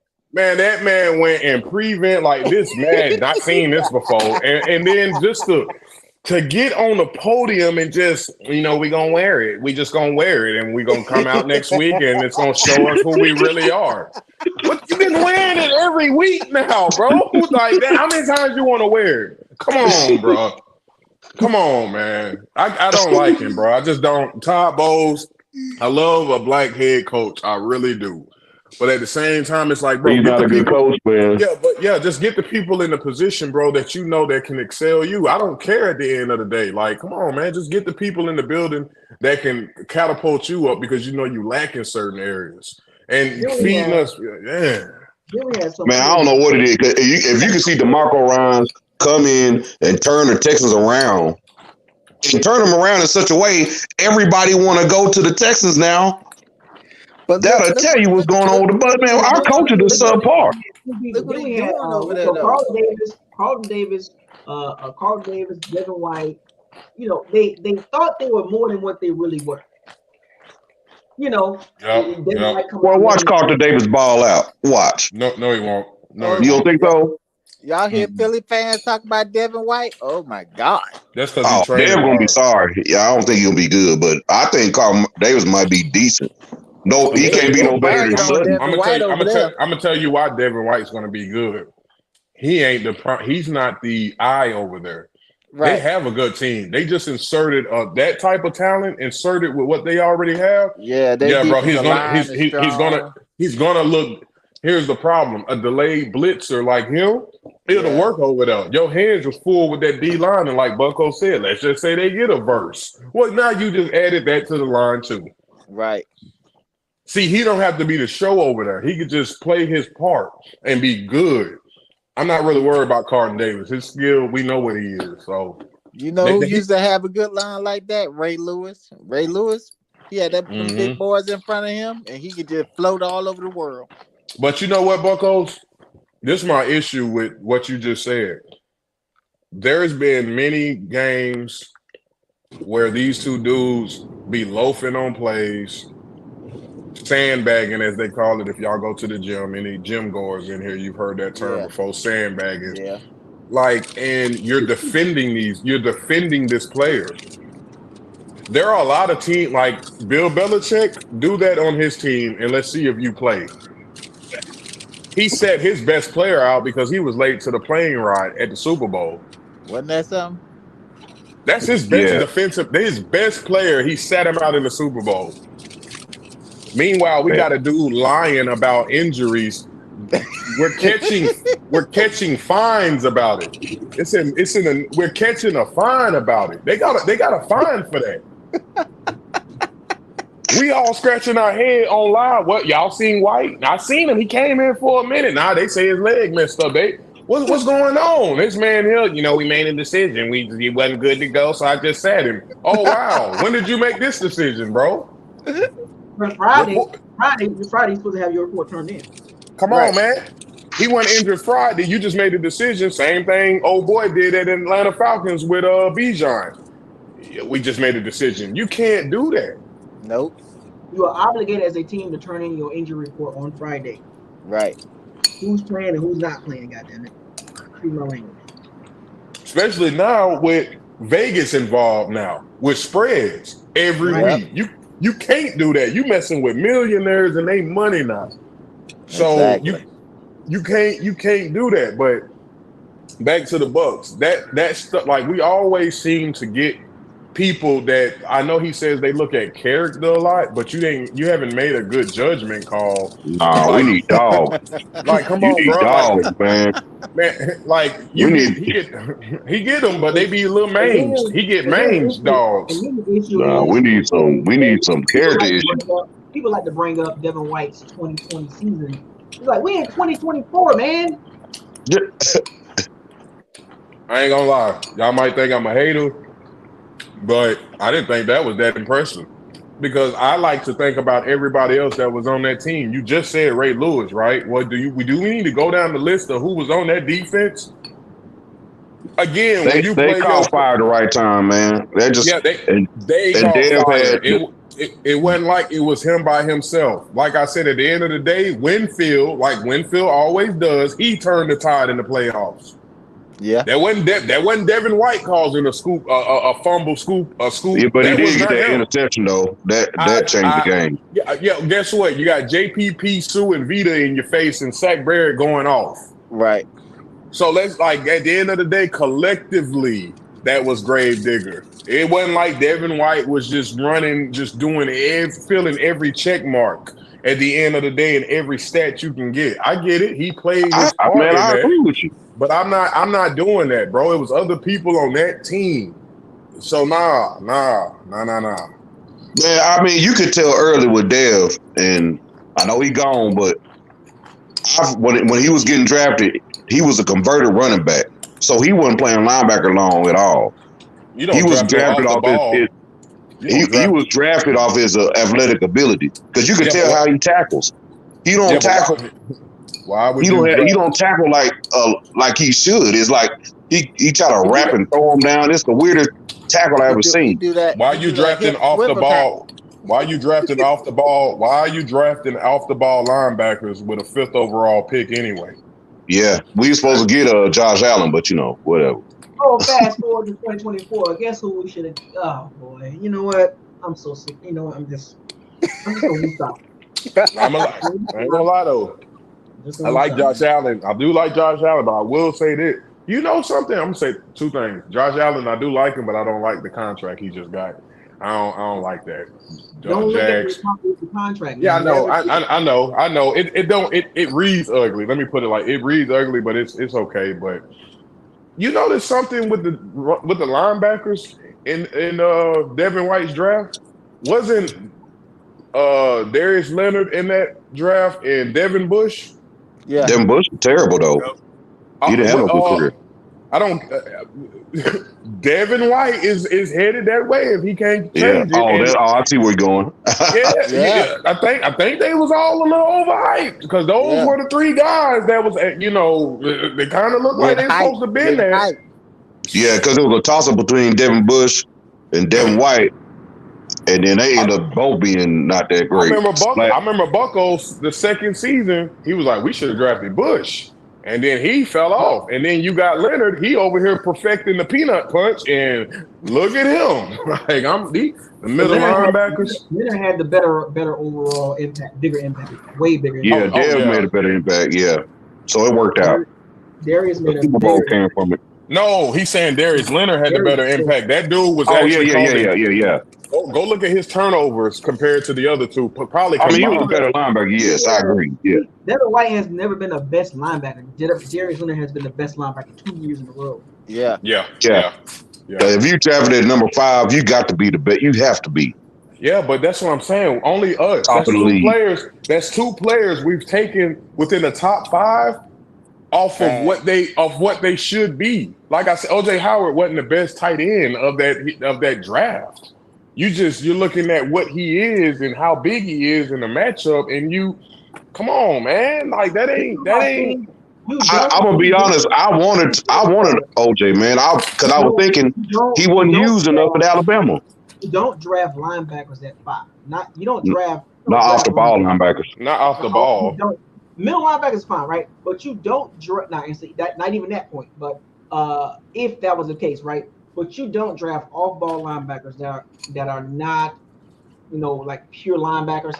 You always go with pass rusher or O-line in that position. And the Bucs, for whatever reasons, and we don't know behind the scenes, but when that draft pick happened, I was like, man. Dude, I was so sick. So sick. Josh Allen was right because I was like, if he just fall to us, it'd be amazing. And I forgot who made the pick in front of us and where Josh Allen fell. I was like, oh, it's right there. And I heard Devin White. I said, you can't make this up. And Jackson was like, thank you. You can't make this up. Sure. Here's the problem. Here's the problem. Always go with pass rush or O lineman over freaking off-ball linebackers in the top 10. You never do that. Right. Never. What? And we paid for it. Now we're paying for it. Let me ask you something. Let me ask y'all a real question, and it might, I don't know. It's just how I was looking at it. Out of all these teams and how they draft, and I know Bucko just said you always draft when you got like let's say that top 5 pick, that top 10 pick, right? Would it be more important to go get a weapon that can score, or would it be trench related? It's either trench. It's trench. Because you win in the trenches, right? But I'm saying as far as putting those points on the board, like you got let's say you got your top players, right? Your top players, everybody's picking. But let's just say you do have like a Marvin Harrison, a Bijan, and then those top trenches within that. It depends on your quarterback too. Because think about it. Look at it like this. If your quarterback ain't good or not decisive enough, and you pick one of those people, how you gonna get on the ball? We can't say that. Did you not see who? Do you know who was throwing the ball to Marvin Harrison?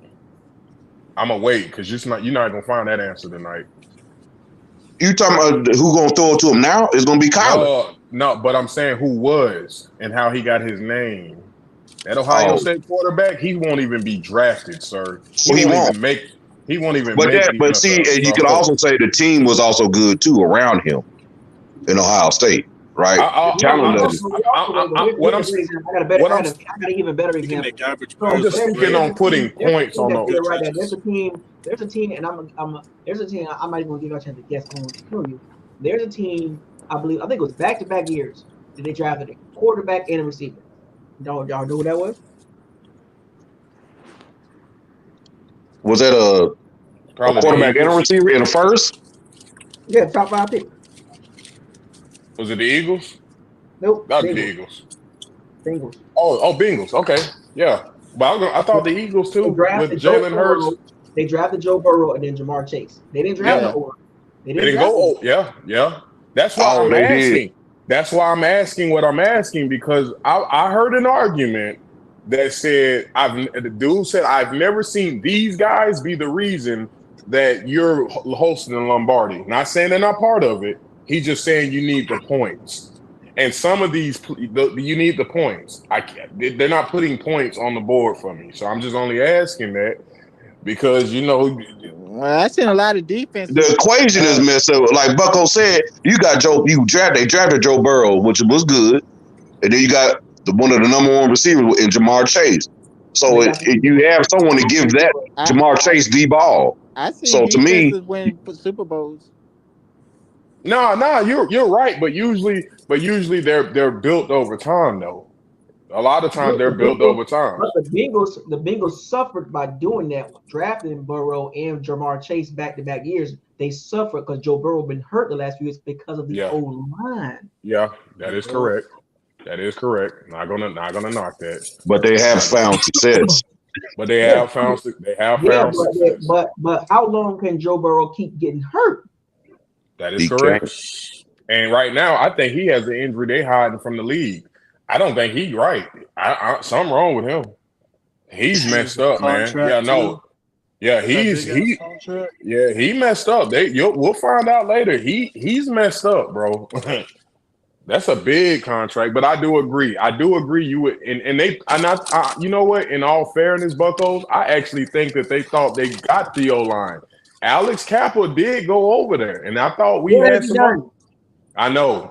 That man did not look like he looked over here. I don't know what's up with him, bro. He was not that good. That's the problem. He was never that good. Maybe he was good with the people that was surrounded around him because Brady got the ball out pretty quick. That's what it was. No, I think it was the O line in itself in the totality. It all has the gel, and he by names he was the biggest name supposedly. Now they've done great. Now I'm thinking about. I bet the Bengals get O-line this year. I bet they they're gonna get O-line. They got him. Who's the They grab Bengals? that Oregon State guard / tackle with that Washington tackle. I guarantee you that. Watch. Oh yeah. But I'm only asking in the event of the Bucs needs. But we also felt like, damn, bro, we need points. And I know people. Well, you get the trenches right, you can slow the points. The Bucs got to pick an identity. They can't fill out both sides of the ball. They better pick identity. They're gonna be defensive or offensive. They better pick one. But with where the holes are right now, they're damn near balanced. Again, they gotta find identity. What is the Bucs' identity? Can anybody answer that question? I don't know. It's supposed to be an aerial assault with the money is spent in a receiver room. That's what it's supposed to be. I'm gonna be honest. That's what you're not a run first team. So we know that. We've never had a top. We're not a run first team. We know that. We don't have no stats to back that up whatsoever. Okay, passing, I'll give them that because for the most part, Evans gonna get his 1,000. Godwin gonna get his 1,000 or get close to it. We're gonna throw the ball more than any team. So that's really the identity. We a bend but don't break defense, but we're gonna throw this ball and get into shootouts. We can't shoot out. That's what it was when Brady. And the problem is we brought that same team back over and over a little bit with Baker. You're right. And I ain't saying now, but that's what it was. You got to remember, some of these people still on this team, minus some O-line people. The run game still trash. We still got some of the same targets. I mean, we was dropping 45. We was dropping 45s in them games. 40. You couldn't score 40 points. You ain't beating us. Simple as that. Them the same two receivers, bro. It ain't like that was 10 years ago. I know that's the identity. We're aerial assault, and we keep trying to make this running game, which is important when come playoff time. But man, it's a passing team, man. Let's be honest, because that's where the money is spent. I've said this before. I've said it on Bucco's channel so many times. You know why the run game sucked? Jason Light has drafted O-linemen to help with that pass blocking. This team is throw first, and it's always been that, man. That's all it's been. Well, they can't do it with Baker. I'm gonna tell you that. No, he ain't the Baker quarterback to do that. But they're gonna make him that way. Yeah, but the problem now is with how the league is going. It almost looked like Evans and Godwin is kind of like they style of play is kind of played out. It is played out. Everybody No getting separation. twitchy. Everybody getting twitchy. They got no separation. These receivers is getting shorter, smaller, faster, and sure-handed, bro. Like you imagine our corners trying to guard an Xavier Worthy. Brian Thomas. Oh man. What's that? A Doomsday? What's the name of Doomsday? Oh man, Nick. No, Have you Neighbors. seen? Hey, guess who they Neighbors. got? Dune going to? They got Dune going to the Falcons. Hey, Franklin, have you seen Ricky Carousel, Have you seen that boy run routes? Man, look at him, bro. Purcell, yeah, Ron Wilson. So would y'all be a Bucs drafting a receiver at 26? No, I wouldn't. Nah, Because he's going to see playing time. I already know he is.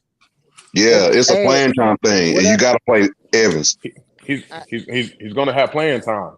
Any offensive player we pick at 26 is seeing the field, so I wouldn't care at that point. We got to pick an identity because we can't field both sides of the ball. I saw tight end. I keep saying the Brock Bowers situation or Cade Stover. Man. I mean, if we can't get Brock Bowers, go get Cade Stover. Get the man some weapons. Just get the man some weapons. I don't know. I'm gonna tell like this here. That defense, our defense, we can't rush the passer. We gonna be getting hurt all year long. You know what? It's been like that for a little minute until we got the little 19 and a half sacks.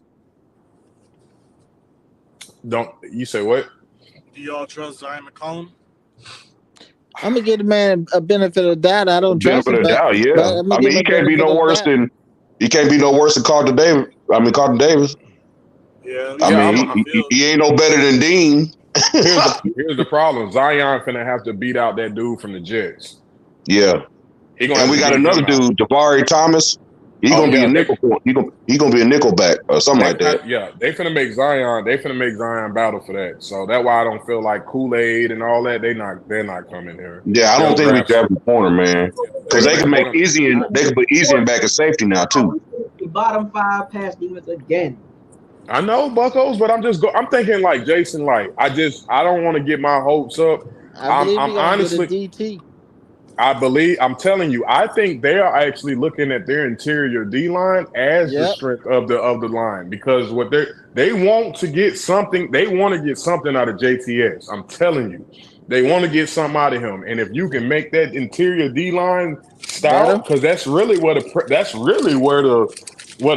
pressure coming from. Right. Then that will allow you to be able to generate and JTS can win more. You got Yaya playing. You bring in Randy Gregory a little bit. That look like where they might go. I'm gonna be honest. Because if you look at our D line when Vita go off of there, it's like wow. It looks different. The stats look bad. I'm gonna be honest. I think Marquise Watts too. I think they think he gonna be something. Oh, I forgot about him. Yep, I'm gonna be honest, Buccos. I think the thing with that is how many people have went high on edge and it don't work out. That is a spot that don't work out neither. You usually grow into that. You go grab that pick, man, and this dude ain't working out. I think they're gonna go with the interior, man. And then, like I say, Vita Vea don't play a lot. He is getting older. Vita finna be 29 next year? Yep. Oh yeah, we about to start having to work on his replacement after a while.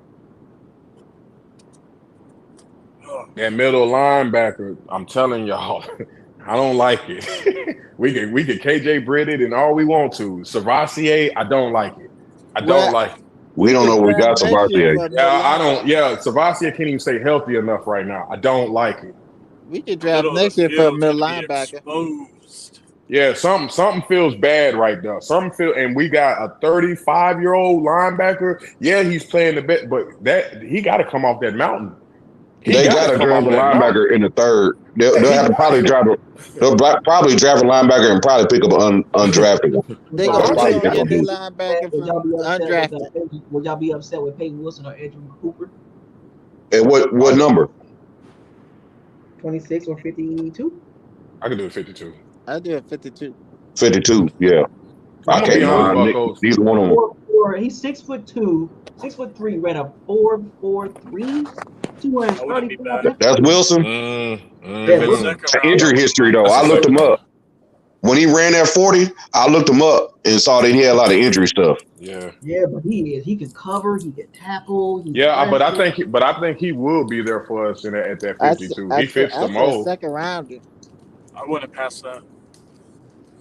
I won't pick Because I mean, Lavonte David is on his last year basically, so we definitely can. The middle linebacker spot. I'm telling y'all, that one right there. Now we not finna. I don't 26. The more I look at it, it's got to be somebody that can contribute to that offense and putting points on the board. I just feel like he's made too many signings. He ain't been that picking an offensive person on the first round. Nah, unless it's a can't miss prospect. And see, the problem is we at 26, and all the can't miss folks are going to be gone. Nah, somebody will throw the draft off though. Somebody will throw. If somebody picks Penix early and picks McCarthy early, then we gonna be all right. How many receivers y'all think going in the first round? I see about 5 Marvin Harrison, Neighbors, Long, and Brian Thomas, and maybe Mitchell. That's 5. I see about 5 or 6. 5 going. Yeah. Oh, you know what? Keon Coleman actually fell to the second. Yeah, he didn't fail almost to the third. That'd be a crazy. I'm gonna say 7 receivers. I'm gonna say 7 receivers. Yeah, Ricky Pearsall probably won't make it. I'm seeing Xavier Worthy. Yeah, I'm in that 7-8. I'm in that 7 to 8 range. Who you thinking about, Bucko, for 7? I see about 5 or 6. 7 straight up, no doubt in my mind. 7 passing league. And what do you need? Pass catchers that can get the ball and run. And then that's what the league going to. It's Brian Thomas. That's what the league going to. Brian Thomas, Neighbors, Harrison, Rome, Duze, Mitchell, then Purcell and McConkey, Rome Wilson. McConkey gonna drop the second. Troy Franklin. I'm telling y'all, Worthy. That's 10 receivers right there.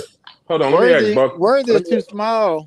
No, Worthy is going to end up being a Chiefs. Kansas City gonna get one of them boys. What? Kansas is going to get him. Rashee Rice is down here racing me. Yeah, he been racing me on the freeway with Lambos down here in Dallas. So he finna miss a game or two. He down here stealing cleats with weed in the Lambo crashing. That's 7 receivers. That's 7 receivers. I'm gonna say about 7 to 8 O-linemen. O-line, what I mean total. That means like tackles and guards. There's 7 to 8. And at least 4 quarterbacks for the go. I'm gonna say about 4 cornerbacks right there, maybe 5. Okay. And 4 quarterbacks too. 4 quarterbacks. 4 to 5 quarterbacks. And one potential tight end. Ain't no potential. 1 tight end. 1 tight end. Yep. No safeties. No running backs. No running backs. No safeties. It's gonna be DT. 1 by 2 or 3 corners. No, you say 4. No, he said 4. 1 Wiggins and Mitchell. 4 or 5. I think Max Milton. Arnold and Kool-Aid. Max Milton might. You also got your boy. What's your boy from the cornerback from? Is it Nate Wiggins? I'm telling y'all. No, the other one. What's the Mitchell. other one? Hey, Nate Wiggins. Toledo. We had Nate Wiggins will be going. Nate Wiggins will be going. He's going to be going before Kool-Aid. That's a bet. They say it might be 6 quarterbacks that go in the top 15. That'd be crazy. Let me see. You got You gotta have them though, because it's a passing league. Let me see. You got Cooper Dean. Cooper Dean. Yeah, Cooper Dewan. Yeah, he gon'. Yeah, Cooper Dean. Man, it's gonna be a good draft, man. It's a lot of good players. Y'all think 6 quarterbacks will go in the first round? Quarterbacks. I can see. I see about. It's gonna be 4. I see 4. Nate, who? Williams, Daniels, somebody gonna mess up and do Drake May, Yep. and somebody gonna draft ain't Penix. nobody gonna mess up and do Drake May because he's projected the second. Bro, he's projected to go high. It's not a mess up. You mean JJ McCarthy is gonna be the one JJ that's gonna slip McCarthy. in there? Someone. Yeah. I don't see the big deal about Drake May. I just don't see it. Yeah, Drake May actually he's okay, but he's projected. You got him. And somebody gonna reach on JJ McCarthy. You got Jalen Daniels, so that's what? That's 4. Then Penix. Okay. Yeah, about 5 or 6 might go. Bo Nix, definitely. So that go your 6. They say Bo Nix dropping to the bottom of the 2nd or 3rd. He ain't dropping. That ain't gonna happen. He is an accurate quarterback. He's an accurate intermediate thrower. Michael Penix got a great opportunity to go in the perfect spot. Yes, he does. Succeed. I hope he does. I think people playing. I think people playing possum, man. I think he's going a lot earlier than what people are projecting. Did you hear That's what the Giants? The way the Giants are moving. What I've been reading on lately. Just matter of fact now. So the Giants. Looking at Penix. Dog, I'm telling you. They've been looking at him. They already talking to him. They've been talking to him first. Draft a quarterback. That Daniel Jones contract don't kick in until next year. By the way. So they can get out of that contract after this season and not have to be paying no big money for a below average quarterback. And reboot that position. And reboot so the Giants don't have to pay $40 million to Daniel Jones for mediocrity. They can go get a Michael Penix or maybe trade up to go get Jalen Daniels. I'm telling you, the Giants got to make it. Look, they can't go in there and say Daniel Jones the guy. It's over with. They can't do it. You're right. You can't do it. Y'all can't. They can't pull up and like, oh, contract. Yeah, they can't do it. They can't pull up and say Jones is our quarterback. He's our man of the future. You can't do it. Can't do it. I can't believe they made that contract happen. That was like the worst. I'm gonna tell you who else might sneak in though. How they wrote the contract was it was his rookie season money, right?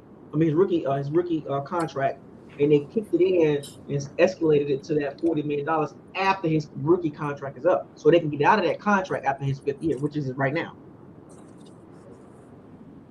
So it's smart that the Giants did that. At least they did that.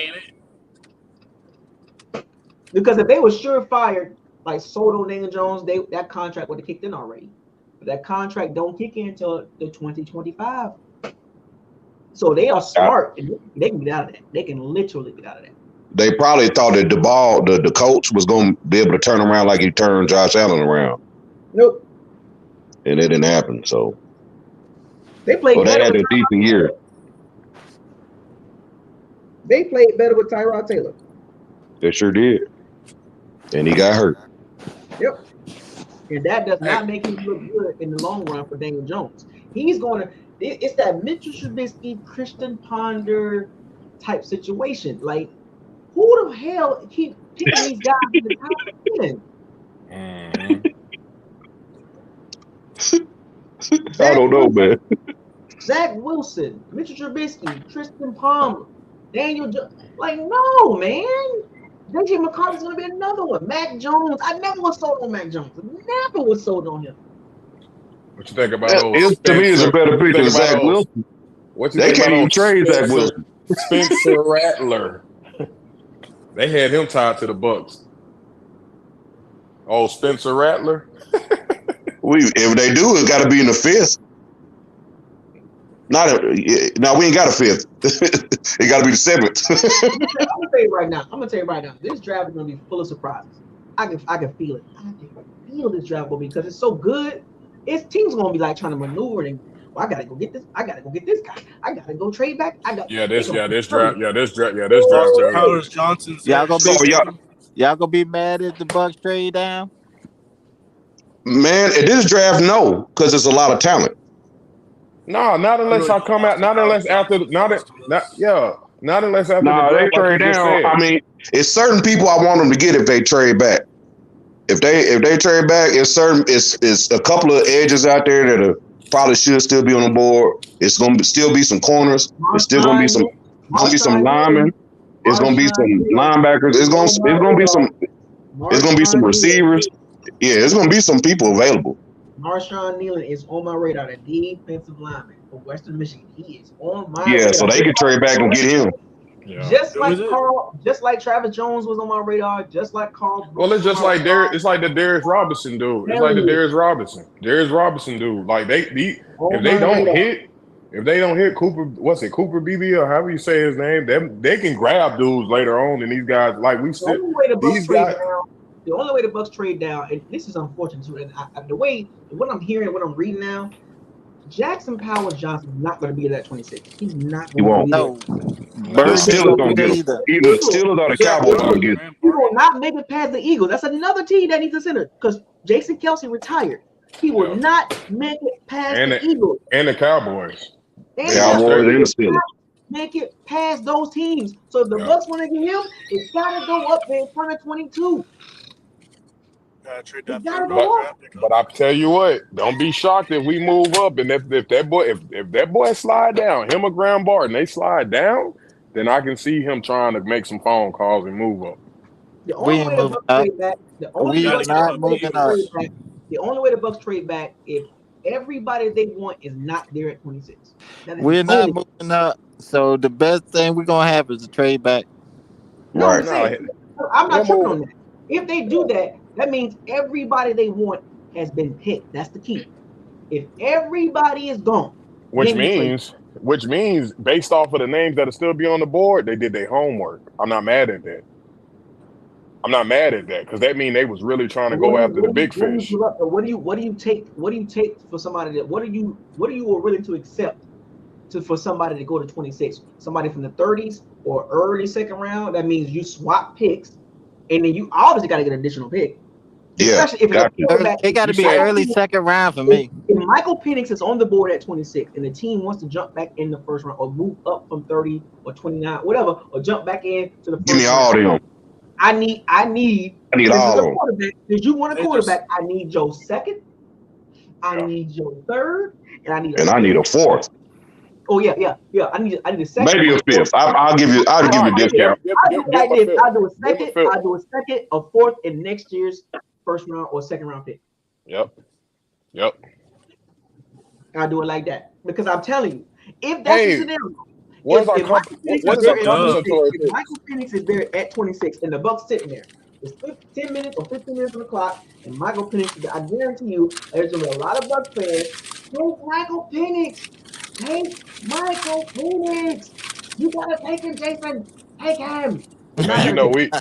you as much as I would like to see them take him, what they just did with Baker Yeah, Mayfield, they're not gonna take him. I don't see it. they're not gonna take. I would love that's a dream. Just if they do that, I'm gonna tilt my hat to that dude. I ain't gonna lie, because that's not likely, right? And that's letting me know Kyle Trask is not the guy. So that's cool, right? But that's not gonna happen. It's not gonna happen. No, it's not. That's They unfortunate. they didn't hitch they wagon to Baker, man. Now if they didn't sign Baker, I'll be like, okay, they gonna either move to go get Penix or something. Here's They got to another package problem. some thirds to Here's go get another him. big. Here's another issue too. That's also something that don't get brought up with people like Penix or quarterback. Is do you want Todd Bowles No, like managing that situation? nah. This no. time Bowles last year. No, but I'm saying like just think if we did though, like No. Todd Bowles is over that now. You know So what you I'm mean saying? tell Like, me if Todd Bowles produces another 70, another 8, 9, 9 and 8 season, he's out of there? oh Yep. yeah. You gotta go. Man, he should go now, honestly. I'm gonna tell you why. Because at the end of the day, I mean, it's mediocre the way you're winning, and when you watch the tape, It's ugly. there are games in there that's like you got to answer for this, man. You got to answer for this. The product you're putting on the field, it's you can, like you said, you can say, oh, we was 2 games away from the Super Bowl. Yeah, but we was 4 quarters beat in the first quarter by the Lions. Right. Understand when teams do take their Nah, foot off the gas and realize we Outcoached, got this. outplayed. You got outcoached, outplayed, everything, bro. Like just yeah. look at that team. That team, they like they if they wanted to, they could have beat us with Gibbs the whole game if they really wanted to. So Yeah. nah. I mean, That's why so, I and I said agree with you, we're gonna be Mobar. looking Yeah. at DT. We looking at DT Oh yeah, for I'm gonna be honest, Bucko. Edge. I just don't. I think this team is built with the pressure coming from and it's nothing wrong with it because there are some teams out here that seems to be working for them. You got the DTs out here that they you get a 2-for-1, and that looks like that's just our DNA. If we were to draft an edge based off of what we getting off the interior, that would make it even better in my opinion, because you're gonna have your hands full, trying to double team, Kansas once he gets better, and then Vita, and then you got, it'll look better, but And one I thing I just will don't see say, it. the Bucks will have options. That's one thing for sure. They will Hey have plenty of Bucko, you don't like Newton? I watched a little bit of his tape. Very explosive. Short Yeah, arm, bro. short arms. But I think he'll be an impactful player. Yeah, man. I don't know how high. I don't know if it'll be like right away, but you might have to pair him up with somebody that's already there. You know what I'm saying? Like, but I think he's going to be a disruptor. I'll take at minimum. He'll be a disruptive player, but at a minimum, which is still, still good. You know what I'm saying? But as far as like elite, Would So y'all be basically, mad if they draft Darius Robinson at 26? yeah, he needs to go Nah. I like second. him. I like him. I like I Gary. love It works. I actually I love want him. I Think want about draft it. him It now. works I love him. because you can put them all down the line. Yeah, I love And, him, but that's second round talent, bro. He's the second round to me. But I did hear dude say screw all the talents. If that's the guy, go get him, regardless where he's at, right? Will not be Because mad at it, I tell you that much. nah. you won't be But mad. I'm just because I feel like that's the most responsible pick, in my opinion. Because That are guard or center. I like I mean, Newton and Nealon. if JPJ and Barton and all that, You need a but the thing guard about or center.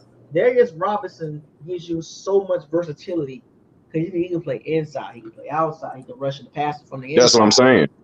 That's what I'm saying. He can play everywhere. So in today's NFL, you can't just be like, no offense to Vita, right? that's a Todd Bowles guy. I'm gonna put it that way. Vita is a one, and the league is going away from those type of guys. That's why I said that interior. It looked gotta like be it might. addressed. I'm gonna be honest. We paying Vita some. You the money that you're paying. I get it, man. He is disruptive, but he's not a Chris Jones. He's not a he But wasn't an Aaron that Donald. guy's the mold of Chris Jones, right? He's He's a the run size stuffer more and than length. anything. Yeah. No, Darius Robinson is a clone of Darius Robinson is a clone of DeMarcus Lawrence. Oh yeah. He's nasty. He is nasty. Plus he got my first name, so I got to roll with it.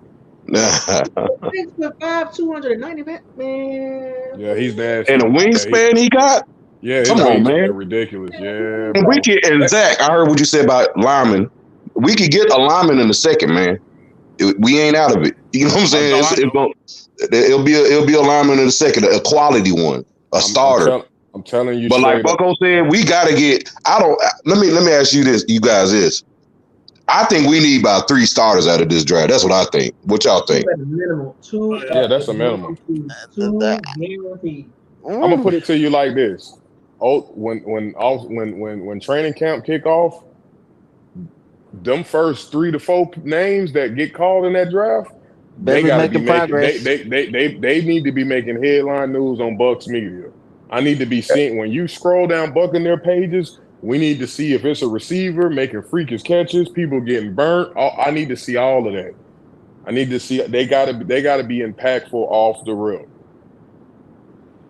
We need an impactful. You want to know why though? You want to know why? Because Jason Light missed 2021 and 2022 draft. Yeah. Oh, he didn't miss. Those guys are not bad. They're Jags.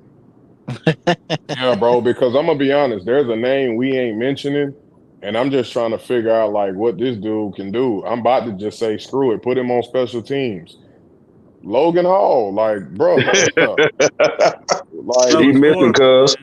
He missing. Damn, That was a damn, bro.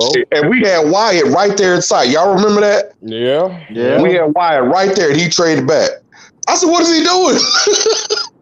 And then Travis Jones was right there again, and he missed on him. Yeah, man. I What are don't we know. doing? I don't know, bro. Got so mad And I get when we it. That defensive end, I get it, right? It do intends to come late. They do tend to come late. They do.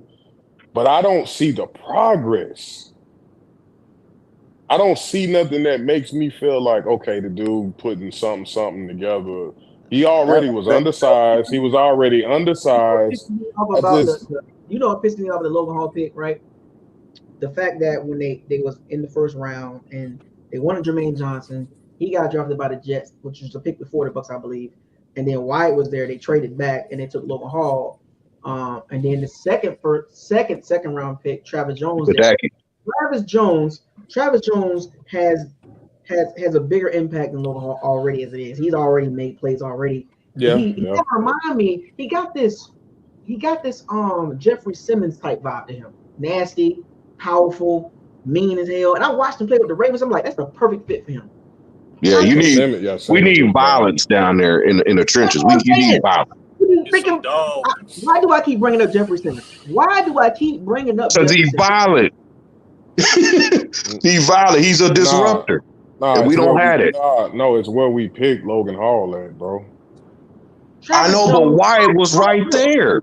Carl Brooks, a 5th round pick by Green Bay, was more productive than Logan Hall. And I called him out. I called the Carl Brooks pick out later in the rounds. Bowling Green, go watch the tape. I called that pick. I'm telling you, these last few years, I've been pointing them out, and they've been impactful. And I don't know why the Bucs can't see that. Woo! Hold on. Was he on Google search? Hold up. It pisses me off because I don't understand it. I don't understand how they don't see the stuff we see as fans. I mean, and obviously they see more tape than us. They gotta see the difference, and then especially with the linemen from the small schools, what are we doing? If they ain't from the SEC to the Big Ten or the ACC, don't leave them alone. There's some small school guys like the Khalil Mack and stuff like that, but you got to know what you're looking for. So with Marshawn Nealon, I actually watched him, and I'm like, then I watched the Senior Bowl tape, and I'm like, damn, this dude. And all of a sudden, if you go back and read some articles, the Bucs brought him in. Top 30 visits, you damn right you're gonna bring him in.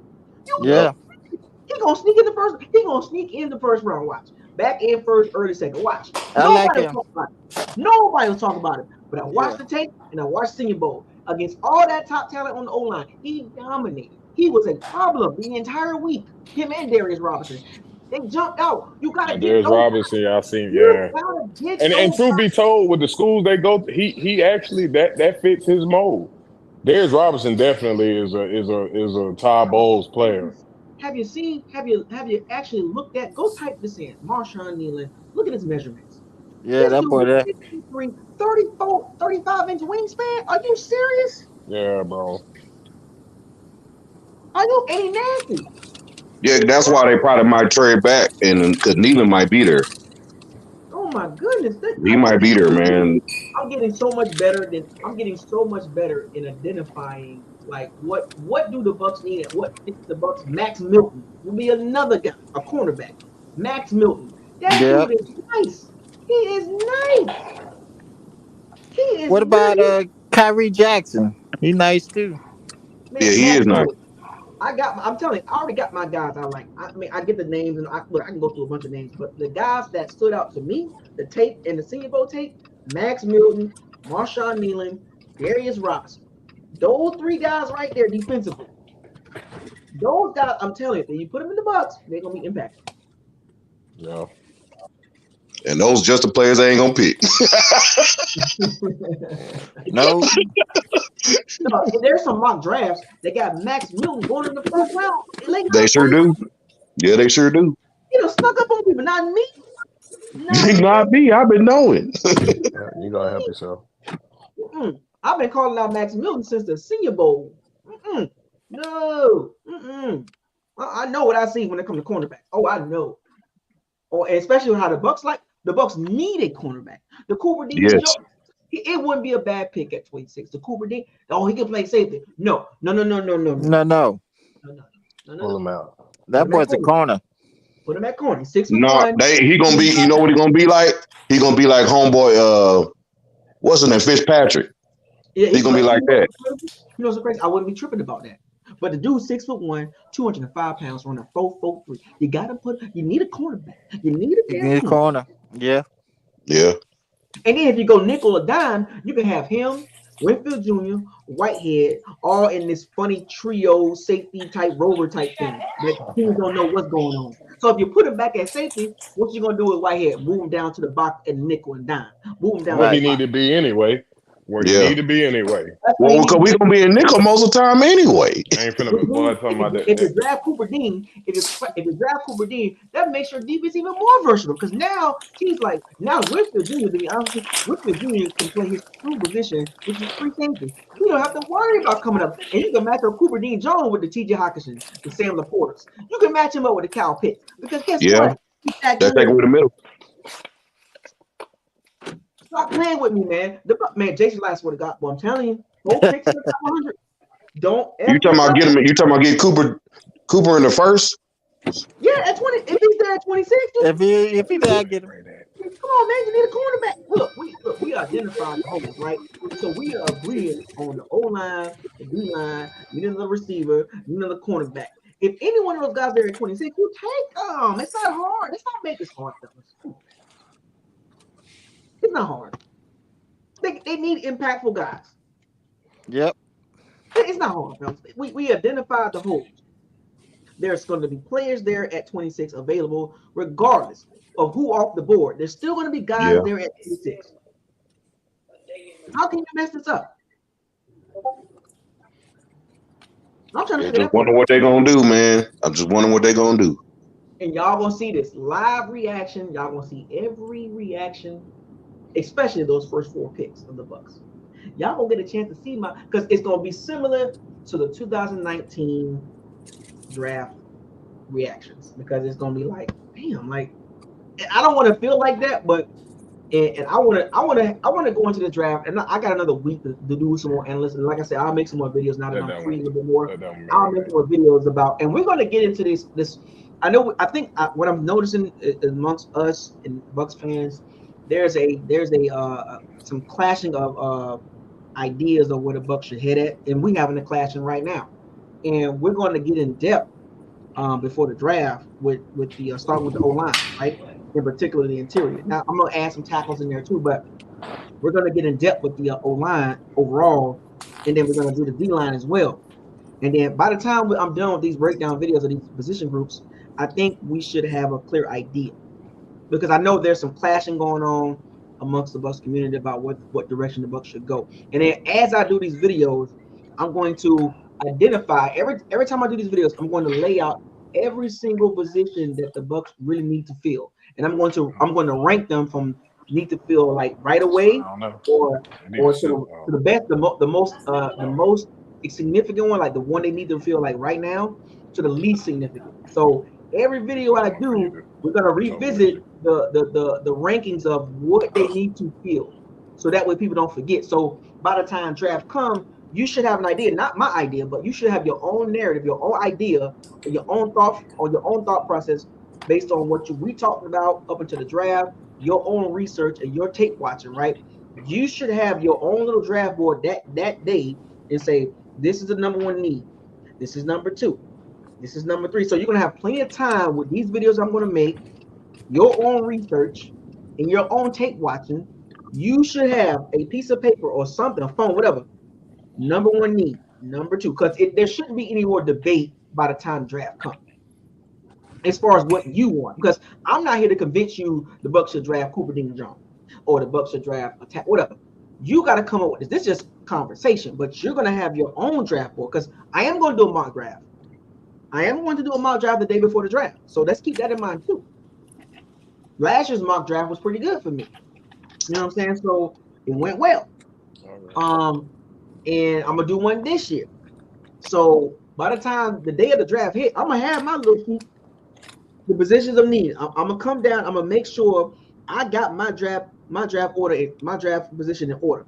As far as first round need to be this, second round need to be that, third round need to be this, third round need to be that, fifth round need to be this. Six, so I'm gonna have that laid out. So so every pick the Bucs make, I'm gonna look at my sheet. Was it a position of need? Not in my particular order, but was it a position of need? So at the end of the day, this is a fun draft. Is always fun. It's interactive, and you really get to see how people think as far as how to build an organization. That's one thing about the draft. So it gives you an idea of what's your mindset of as a fan, as a football fan first, and as a Buccaneer fan second. It gives me an idea of how can I interact with you moving forward about football and also about the Bucs. And I've been doing this for some years, so I've got an idea of how to interact with certain people because of how they think. So it's a fun thing for me. So before I wrap this up, fellas, do you have any other things that you want to say about today's conversation? As far as the Bucs draft plans, what do you think? As any surprises on your end that you might see from the Bucs in what round maybe? Brock Bowers. I would see the Bucks moving up, getting another pick in round 2. So you think they're I gonna see him move back. Yeah, I see them getting another pick in round 2. Trade one of those third round picks. I see them making a splash. I see them. I would like to see him move up. That's one thing he has not done yet. They did it for Tristan Wirfs. Yeah, but I want to see it for something weapon wise or receiver or I felt it. Receiver, like I said, I'm high on the Brock Bowers situation. Our tight end is not that, bro. It's not that. Tight end have least problems. That's part of you're right, but that's part of today's football, and a lot of teams going that route.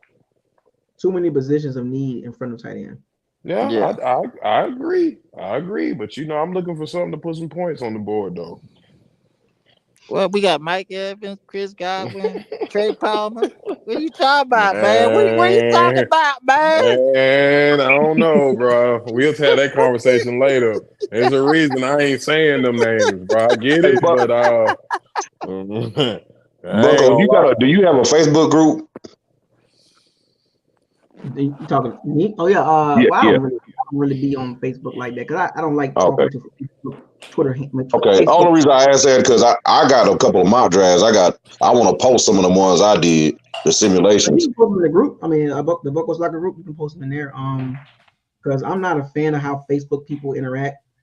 I like to interact on here, to get a real live reaction out of you. I don't like the Twitter fingers or the typing a Yeah, lot. it get out of control. Yeah, it get out of It's control on annoying. It's Facebook, bro. annoying because Twitter and Facebook will get it. it's a lot different when you're talking here. When I can actually talk to you. You know what I'm saying? Like you could say Gotcha. some outlandish stuff and then go run away and come. I don't want to do that. I don't like that. I like to go. This is my Twitter for me. This is my Facebook, my Twitter. This is the space that I'm in right here. Okay. All the reason I say that is like we can have people go out and do a simulation drive and and kind of discuss to have that as a discussion point.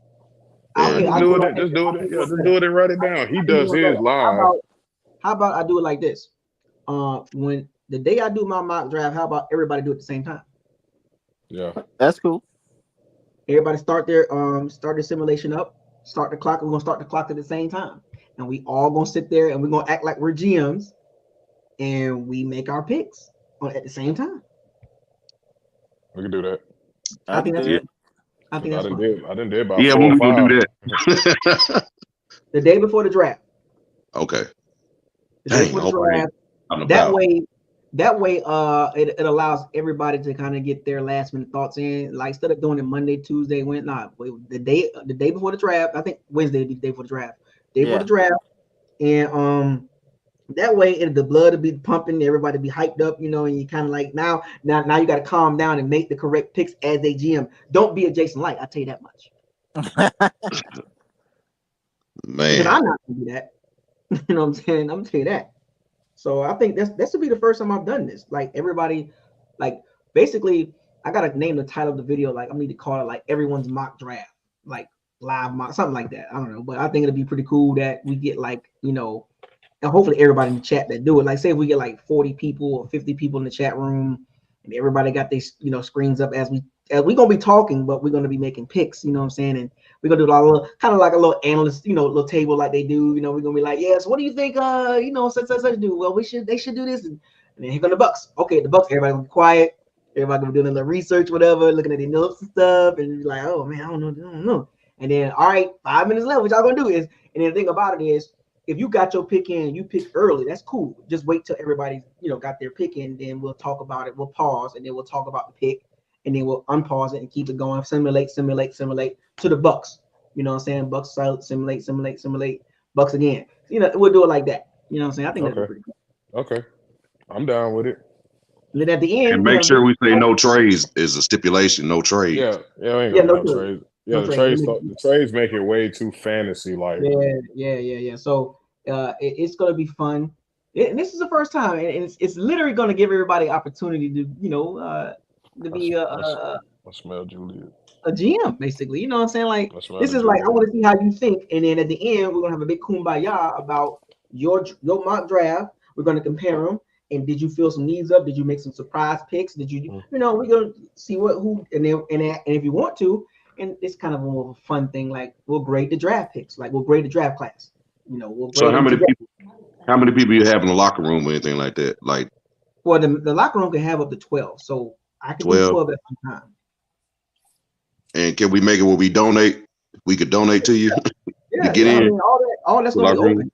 And like we're gonna, you know, if you want to donate as the, you know, live stream going, and to have, you know, 10 to 12 people in the locker room, with, you know, and I might even pull my screen up, you know, like in my background, you know, have my screen up, you know what I'm saying, or share my screen, and as I'm making my picks, I'll put my little circle at the bottom right or bottom left, and I'm making my picks like right in front of y'all, like boom, you know what I'm saying, like you make your pick and I make my pick, and then you know, whoever make their pick, and then, you know, we pause for a second, and then we hit the button again, and we keep going. You know what I'm saying? Like, I think it's gonna be pretty fun, man.